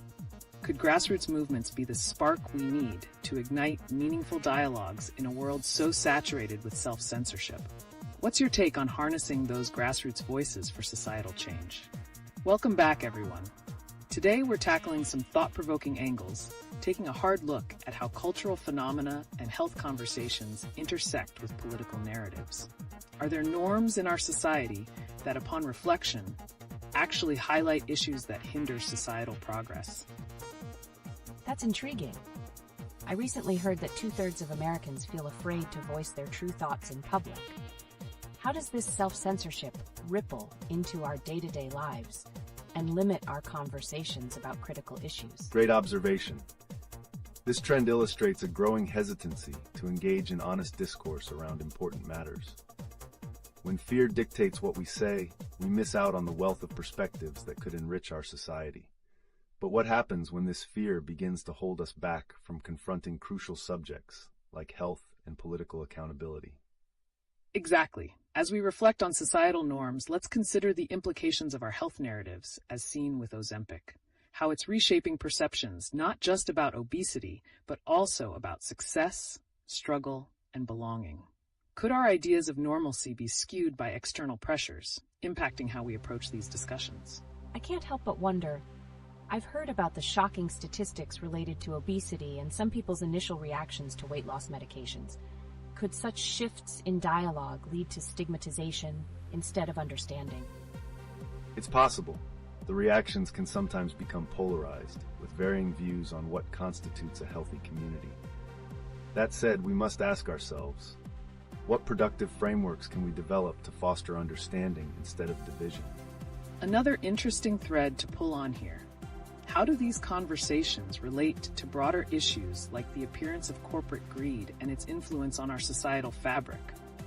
Many feel that their emotions are monitored by brands and policies, affecting how we express our thoughts publicly. Yes.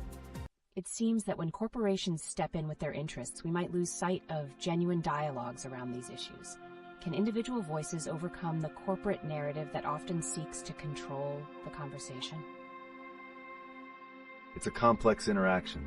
As corporations shape narratives, they inadvertently influence public perception. However, if grassroots initiatives can harness the power of social media, could they become a formidable force in restoring individual agency in dialogues? It's a fascinating proposition. With platforms like Talk rising in popularity, could they become a space where these voices can unite and confront fears and even help address outdated conflicts? So many questions still linger. As we navigate through this sea of complexities, how can we actively reshape our conversations to encourage openness, rather than succumb to the pervasive shadows of self-censorship? Welcome back, everyone. Today's hot topic is the tension between self-censorship and open dialogue in our rapidly changing society. We'll explore how recent events have influenced this dynamic, including the implications of political movements on public discourse. It's great to be here. I'm really curious about how recent incidents, like the cancellation of the podcast appearance after the September 15th incident with Trump, affect people's willingness to speak out. Does this increase overall fear within the community?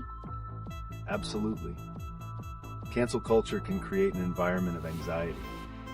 When public figures like Trump withdraw from platforms, it signals to many individuals that their own beliefs might be scrutinized, discouraging them from voicing their thoughts. That makes a lot of sense.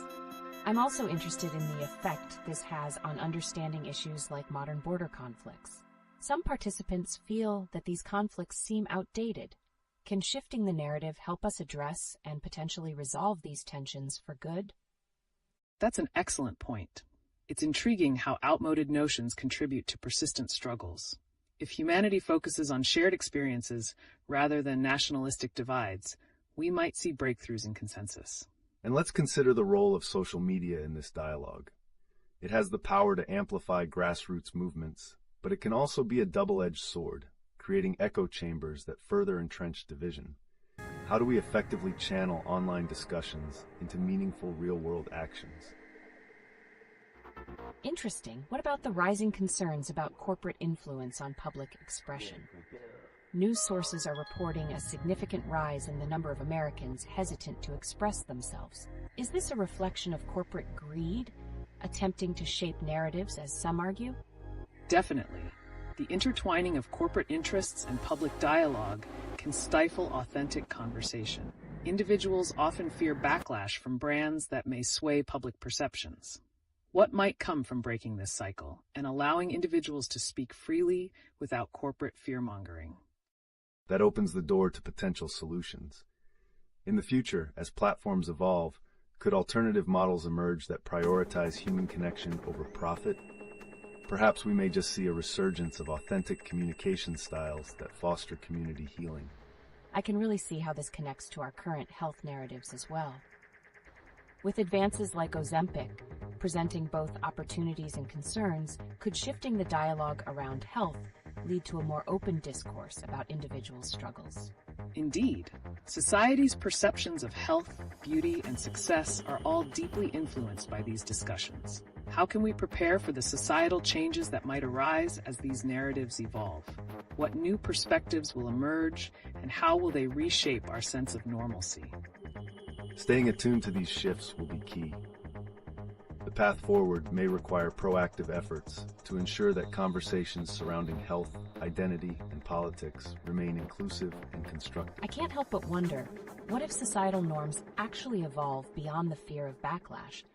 Imagine a world where open discussions replace self-censorship. How transformative might that be for our communities overall? It's definitely a thought-provoking scenario.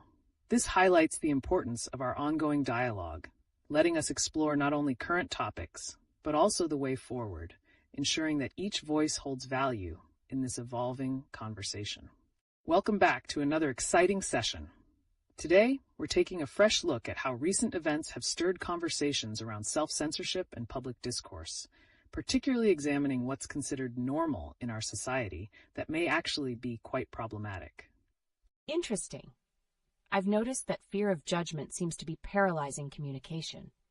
With a recent study revealing that 2/3 of Americans are hesitant to express their beliefs, could this suggest a broader trend of eroding trust in social interactions? Precisely. This trend underlines the implications of corporate influence that often prioritizes profit over authentic communication. Such dynamics can create a chilling effect on free speech. But what if we flip the narrative?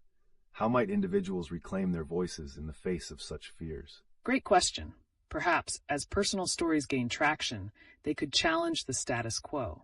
For example, the rise of platforms like Talk2A could empower individuals to share their experiences freely. Could this be the beginning of a cultural shift, allowing genuine voices to eclipse corporate narratives? It sounds promising. Speaking of platforms, I've heard that Talk2A has become the 3rd most popular podcast in the US. What do you think is driving this surge? Is it simply their approach to controversial topics that resonate deeply with listeners? The allure of authenticity is powerful. As people yearn for relatable conversations, shows that tackle subjects like mental health, personal struggles, and political realities can break through corporate media's whitewash. But what lies ahead? Will this trend continue to grow, or will backlash arise against these discussions? That's a thought-provoking angle. Plus, examining how different communities respond to natural disasters like Hurricane Helene can reveal various layers of resilience. Do these shared challenges influence community conversations and encourage openness? It definitely seems like a testing ground for dialogue. Also, I can't help but think about those outdated border conflicts mentioned earlier. Could fostering discussions around these issues in a public space lead to more permanent resolutions? Absolutely. Addressing outdated conflicts through engagement can pave the way for new understandings. At the same time, how we approach health narratives, like those surrounding Ozempic and obesity, can influence societal norms.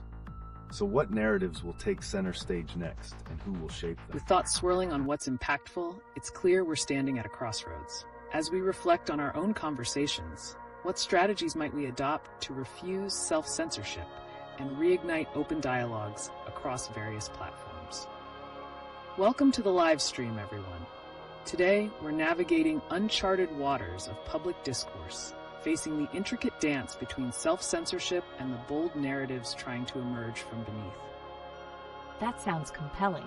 I've been hearing about the recent incident involving Trump and how it reportedly affected his appearance on Talk2A. What implications does that cancellation have on public discourse moving forward? It's significant. The incident reflects a broader trend where individuals and public figures become hesitant to engage openly due to potential backlash. This not only curtails the variety of voices, but also reduces the richness of discussions in platforms like Talk2A. And considering that 2/3 of Americans now feel afraid to express their beliefs, this poses questions about the atmosphere of public conversations yesterday, today, and tomorrow. Are we allowing fear to dictate what can be discussed? Absolutely.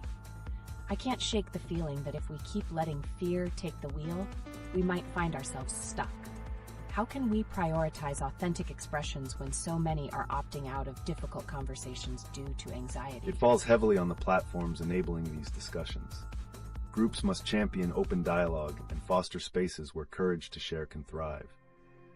Could such a shift eventually result in a foundational change in how we perceive and treat controversial topics? Precisely. Now, tying that back to our chat about border conflicts, many see those issues as trapped in the past. What would happen if we reframed those discussions in a modern context, focusing on healing rather than division? That's an interesting point. So could adopting innovative communication practices fundamentally shift not only border conflicts, but also all kinds of entrenched societal issues? Are there any examples where that's been tried and succeeded? There are indeed examples out there. Movements that focus on storytelling and personal narratives can create empathy and understanding, leading to resolution of long-standing conflicts. Will this approach be our silver bullet in future dialogues? The potential is staggering. And as we look at health initiatives, like those tied to Ozempic, we see another layer of societal narrative unraveling.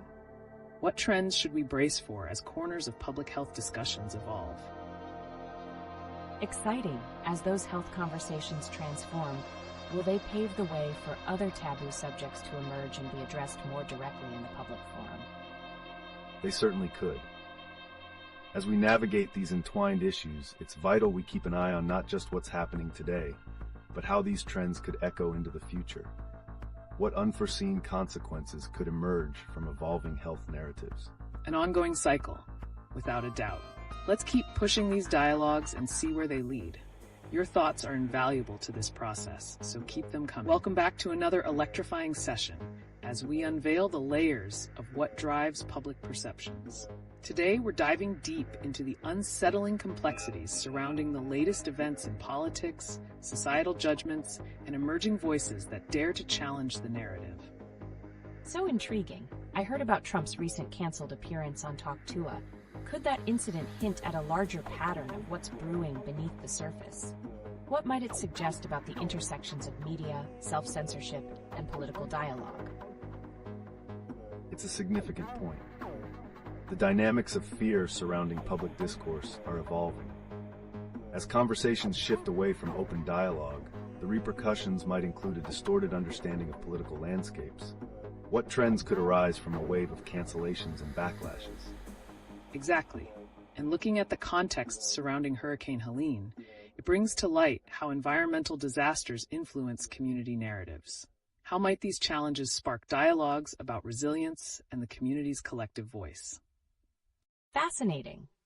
Beyond natural disasters, could societal incidents like those surrounding Trump force people to reevaluate what's considered normal in public discussions? How can we reshape those conversations to reflect authentic experiences rather than corporate narratives? That's an essential inquiry. As we see individuals reacting against censorship, we might witness a renewed desire for transparency and authenticity. But what implications does this hold for future public discussions? Could we be on the cusp of a cultural renaissance? Each perspective unravels new possibilities. And let's not overlook the impact of platforms like Talk Tua gaining mass popularity. As they attract audiences, could this indicate an increasing appetite for unfiltered narratives in a landscape often dominated by sanitized media?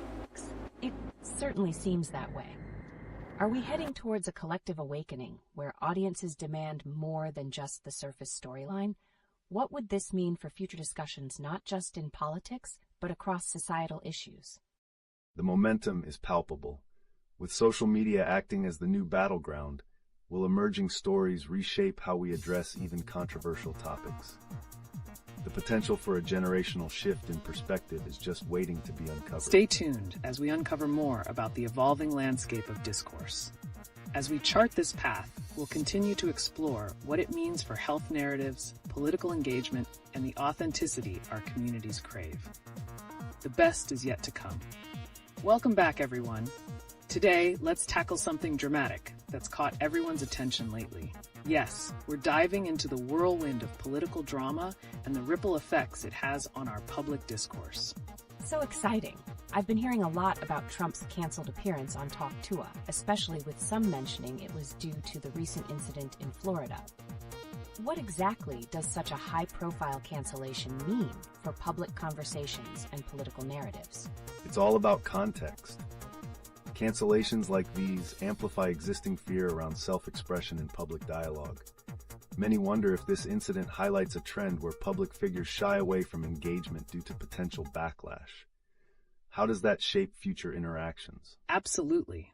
We're not just talking about fear among public figures, but also among everyday individuals. As the chat pointed out, 2/3 of Americans feel restrained from sharing their beliefs in public. What societal implications does this fear foster when discussing heated political matters? That's a huge concern. Given the controversy surrounding the Talk Tua cancellation, could this usher in a wave of self-censorship among the general public too? How do we break this cycle? Great question. Often we see this cycle perpetuated by a toxic feedback loop. If public conversations feel stifled, then naturally more people tend to withhold their thoughts. What innovative methods can we implement to encourage open discussions where diverse voices are welcomed?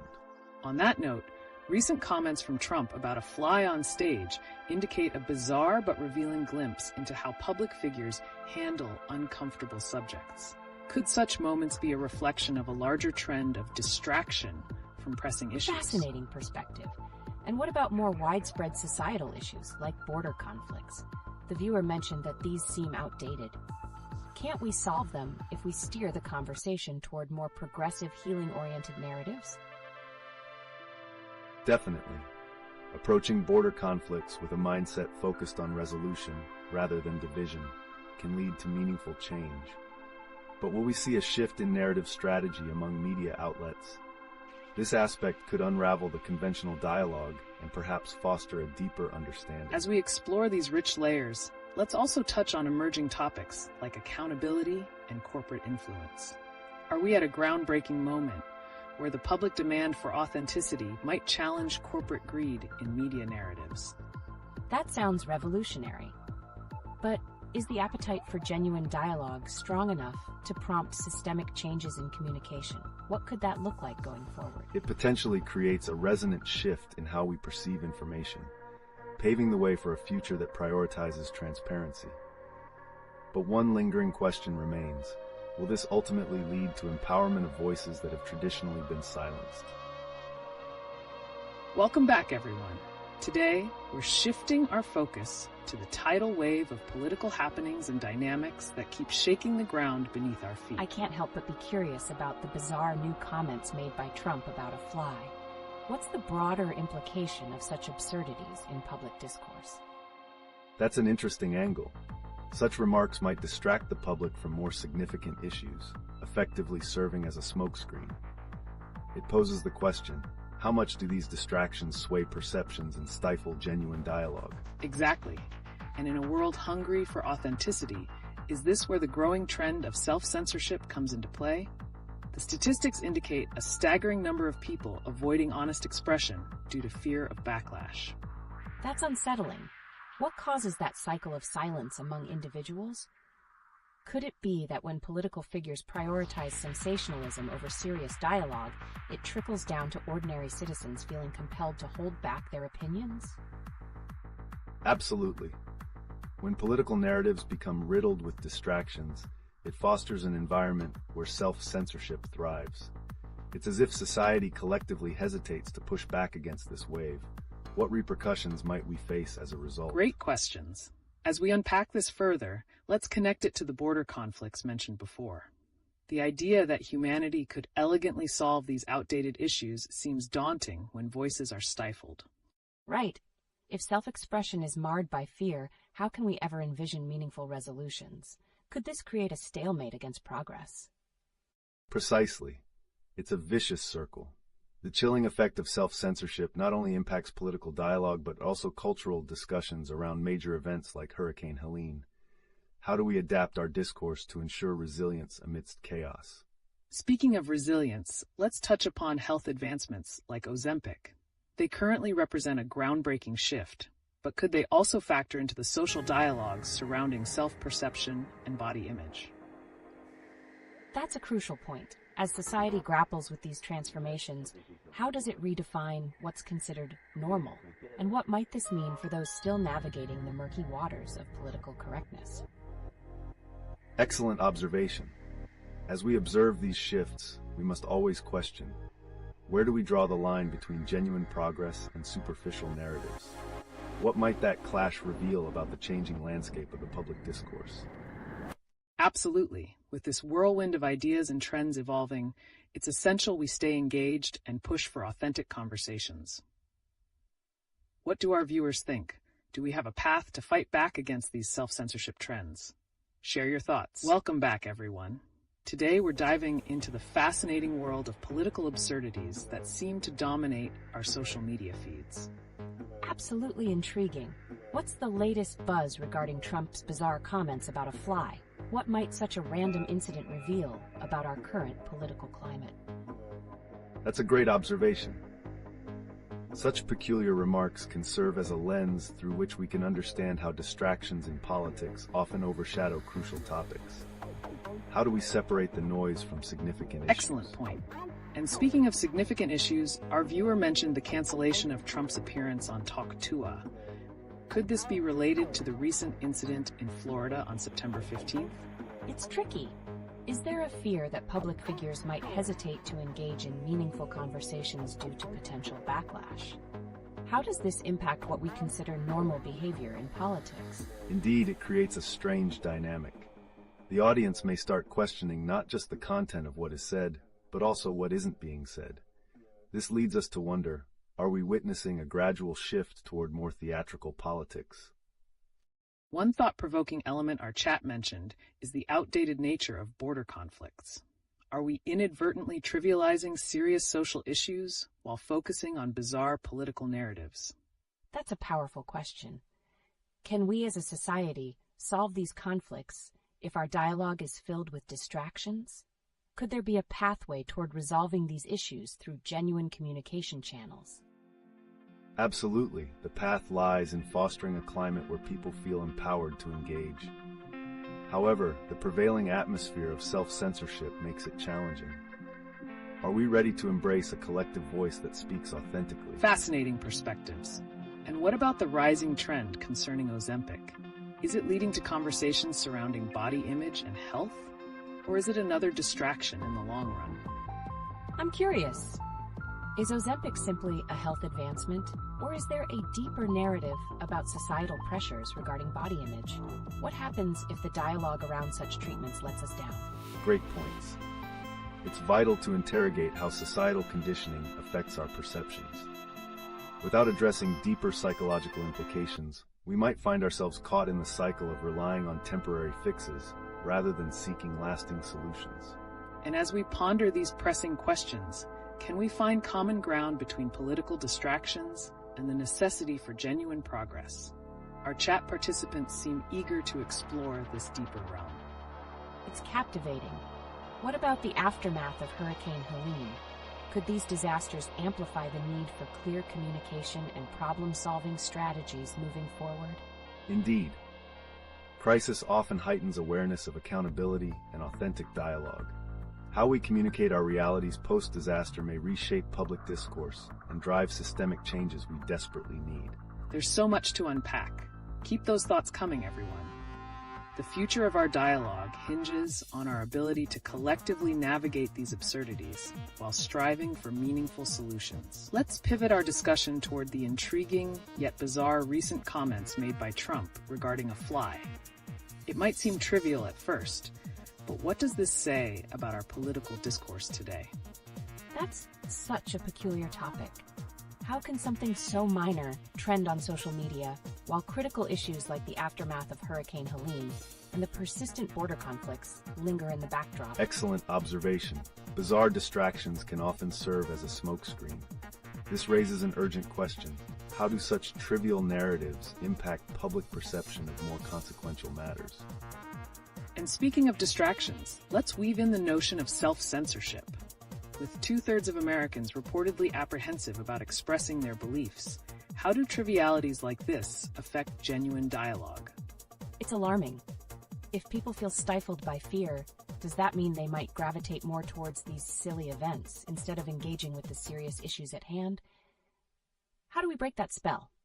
Indeed, addressing these distractions can help us understand the urgency behind navigating away from superficial narratives and focusing on underlying societal tensions.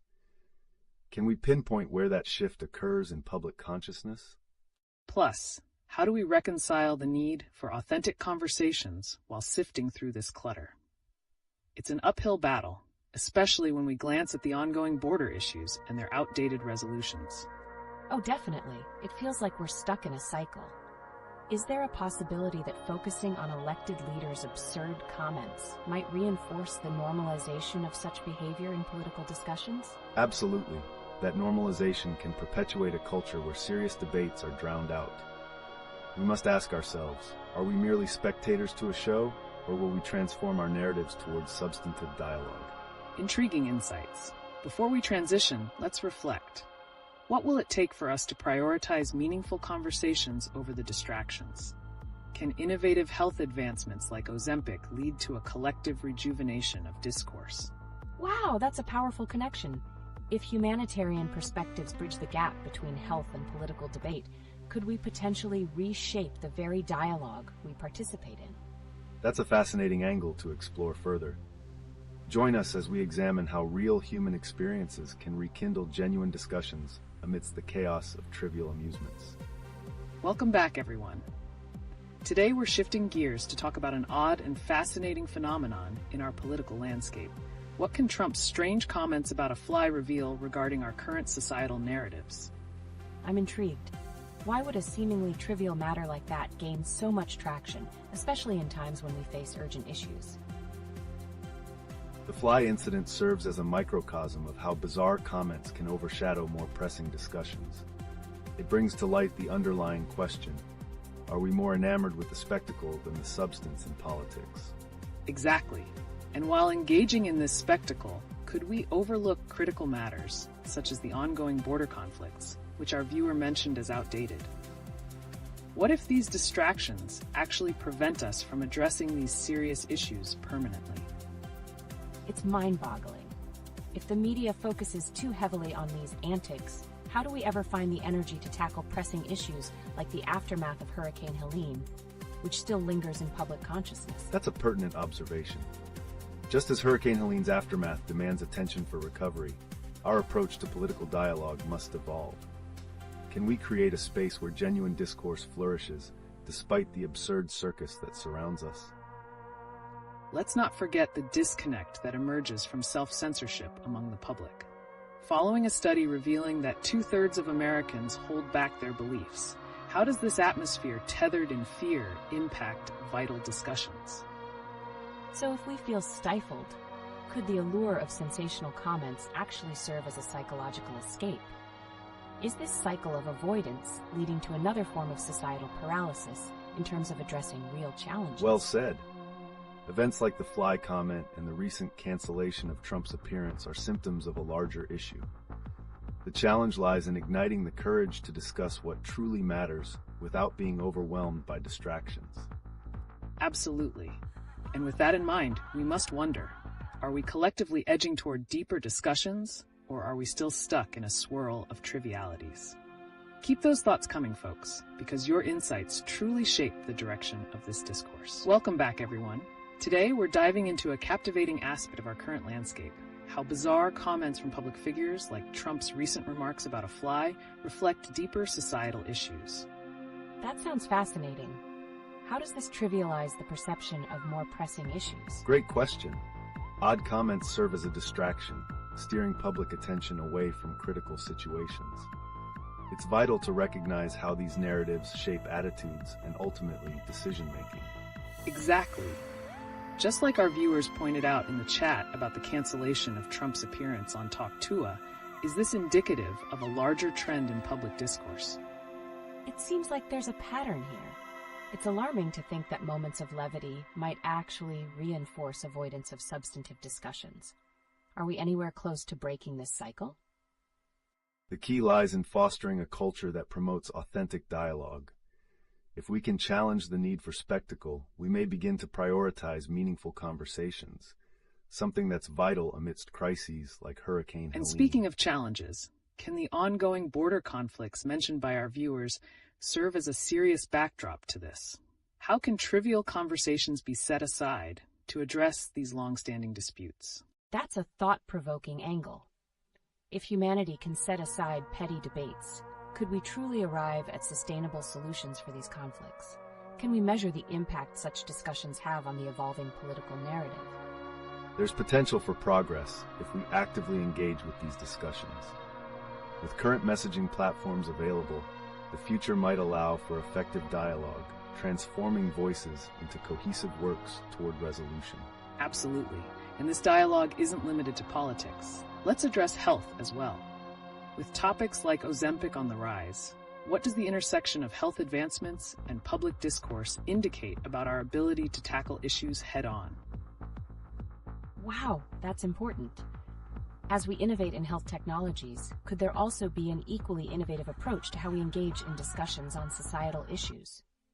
Indeed, the conversation surrounding health can evolve into broader community discourse. By aligning health narratives with social challenges, we can contribute to a transformative dialogue that fosters accountability and progress. Fantastic points. As we delve deeper, it's essential for everyone to keep sharing their thoughts. Your insights help illuminate our way through this maze of distractions toward a more impactful narrative. Welcome back, everyone. Today, we're pivoting to something that closely ties into our earlier discussions while introducing fresh perspectives: the impact of bizarre political commentary on public trust and discourse. That's intriguing. How can something as trivial as a comment about a fly lead to larger trends in public perception and trust? Does this reflect a deeper malaise in political engagement? Absolutely. Such comments can create a vicious cycle where the substance of politics is overshadowed by sensational superficiality, leading to a decline in public trust. It's critical we analyze how these moments perpetuate disengagement from meaningful discussions. And let's connect that to the ongoing border conflicts mentioned by our viewers. Does the focus on these distractions dissolve humanity's ability to tackle these long-standing issues effectively? It makes me wonder, are we viewing border conflicts as outdated simply because we're consumed by trivial narratives? How does that affect the dialogue on timely solutions? That's a vital point. The loss of emphasis on serious discussions, like the readjustment of policies in ongoing border conflicts, contributes to stagnation. Our political discourse suffers if we don't address these crucial topics head-on. Spot on. As mentioned earlier, studies show the fear of expressing beliefs can lead to a culture of silence. How does this fear tie into the distractions created by bizarre political antics? That's fascinating. So if 2/3 of Americans feel stifled in expressing themselves, are we effectively heading into a scenario where absurdity becomes a shield to avoid confronting real challenges? Precisely. When political absurdities take center stage, genuine concerns like the response to disasters like Hurricane Helene risk being swept aside. We must seek ways to rekindle the courage to engage in meaningful conversations. Welcome back, everyone. Today we're tackling an intriguing intersection of politics and public perception, the fallout from Trump's recent bizarre comments, and the implications for ongoing societal issues like border conflicts and public trust. That's wild. How does something as strange as bothering a fly lead to serious discussions about public sentiment? Did his comments tarnish people's view on what should really matter in politics? Absolutely. Bizarre statements can shape narratives and focus public attention on trivial matters, diverting it away from significant challenges. This becomes especially evident when we reflect on pressing issues like border conflicts, which seem to languish in the background. Great point. With the cancellation of Trump's appearance on Talk 2A, amid speculations about September's political incident in Florida, how does that reflect on the concerns surrounding censorship and public engagement in a democratic society? It sounds like a double-edged sword. On one hand, maybe there's a necessary caution regarding spoken words, but on the other, does that mean critical discussions risk getting silenced entirely? What do you think can bridge this gap? Bridging that gap requires fostering environments that support open dialogue. When 2/3 of Americans fear expressing their opinions, it's crucial for individuals in leadership positions to model transparency in discussions that matter, possibly reclaiming the narrative from absurd distractions. Fantastic observation. This inspired some complexity in public discourse, especially as Hurricane Helene's aftermath calls for recovery. How do we make room for deeper discussions about such crises while avoiding the overwhelming absurdities? Exactly. Can we realistically tackle complex problems like climate-related disasters while steering clear of the sensationalism that often captures public attention? What strategies might work to keep the focus on the issues at hand? With emerging tools for communication, creating platforms where genuine concerns are prioritized can indeed help. Especially as Ozempic treatments shape health narratives, aligning discussions of public health with long-standing issues can create a potent dialogue driving toward resolution. Intriguing. As we connect these dots, we acknowledge that progress requires persistent engagement. Let's keep exploring how we can transform public discourse to address the real challenges without getting lost in the noise. Keep sharing your thoughts, everyone. Welcome back, everyone.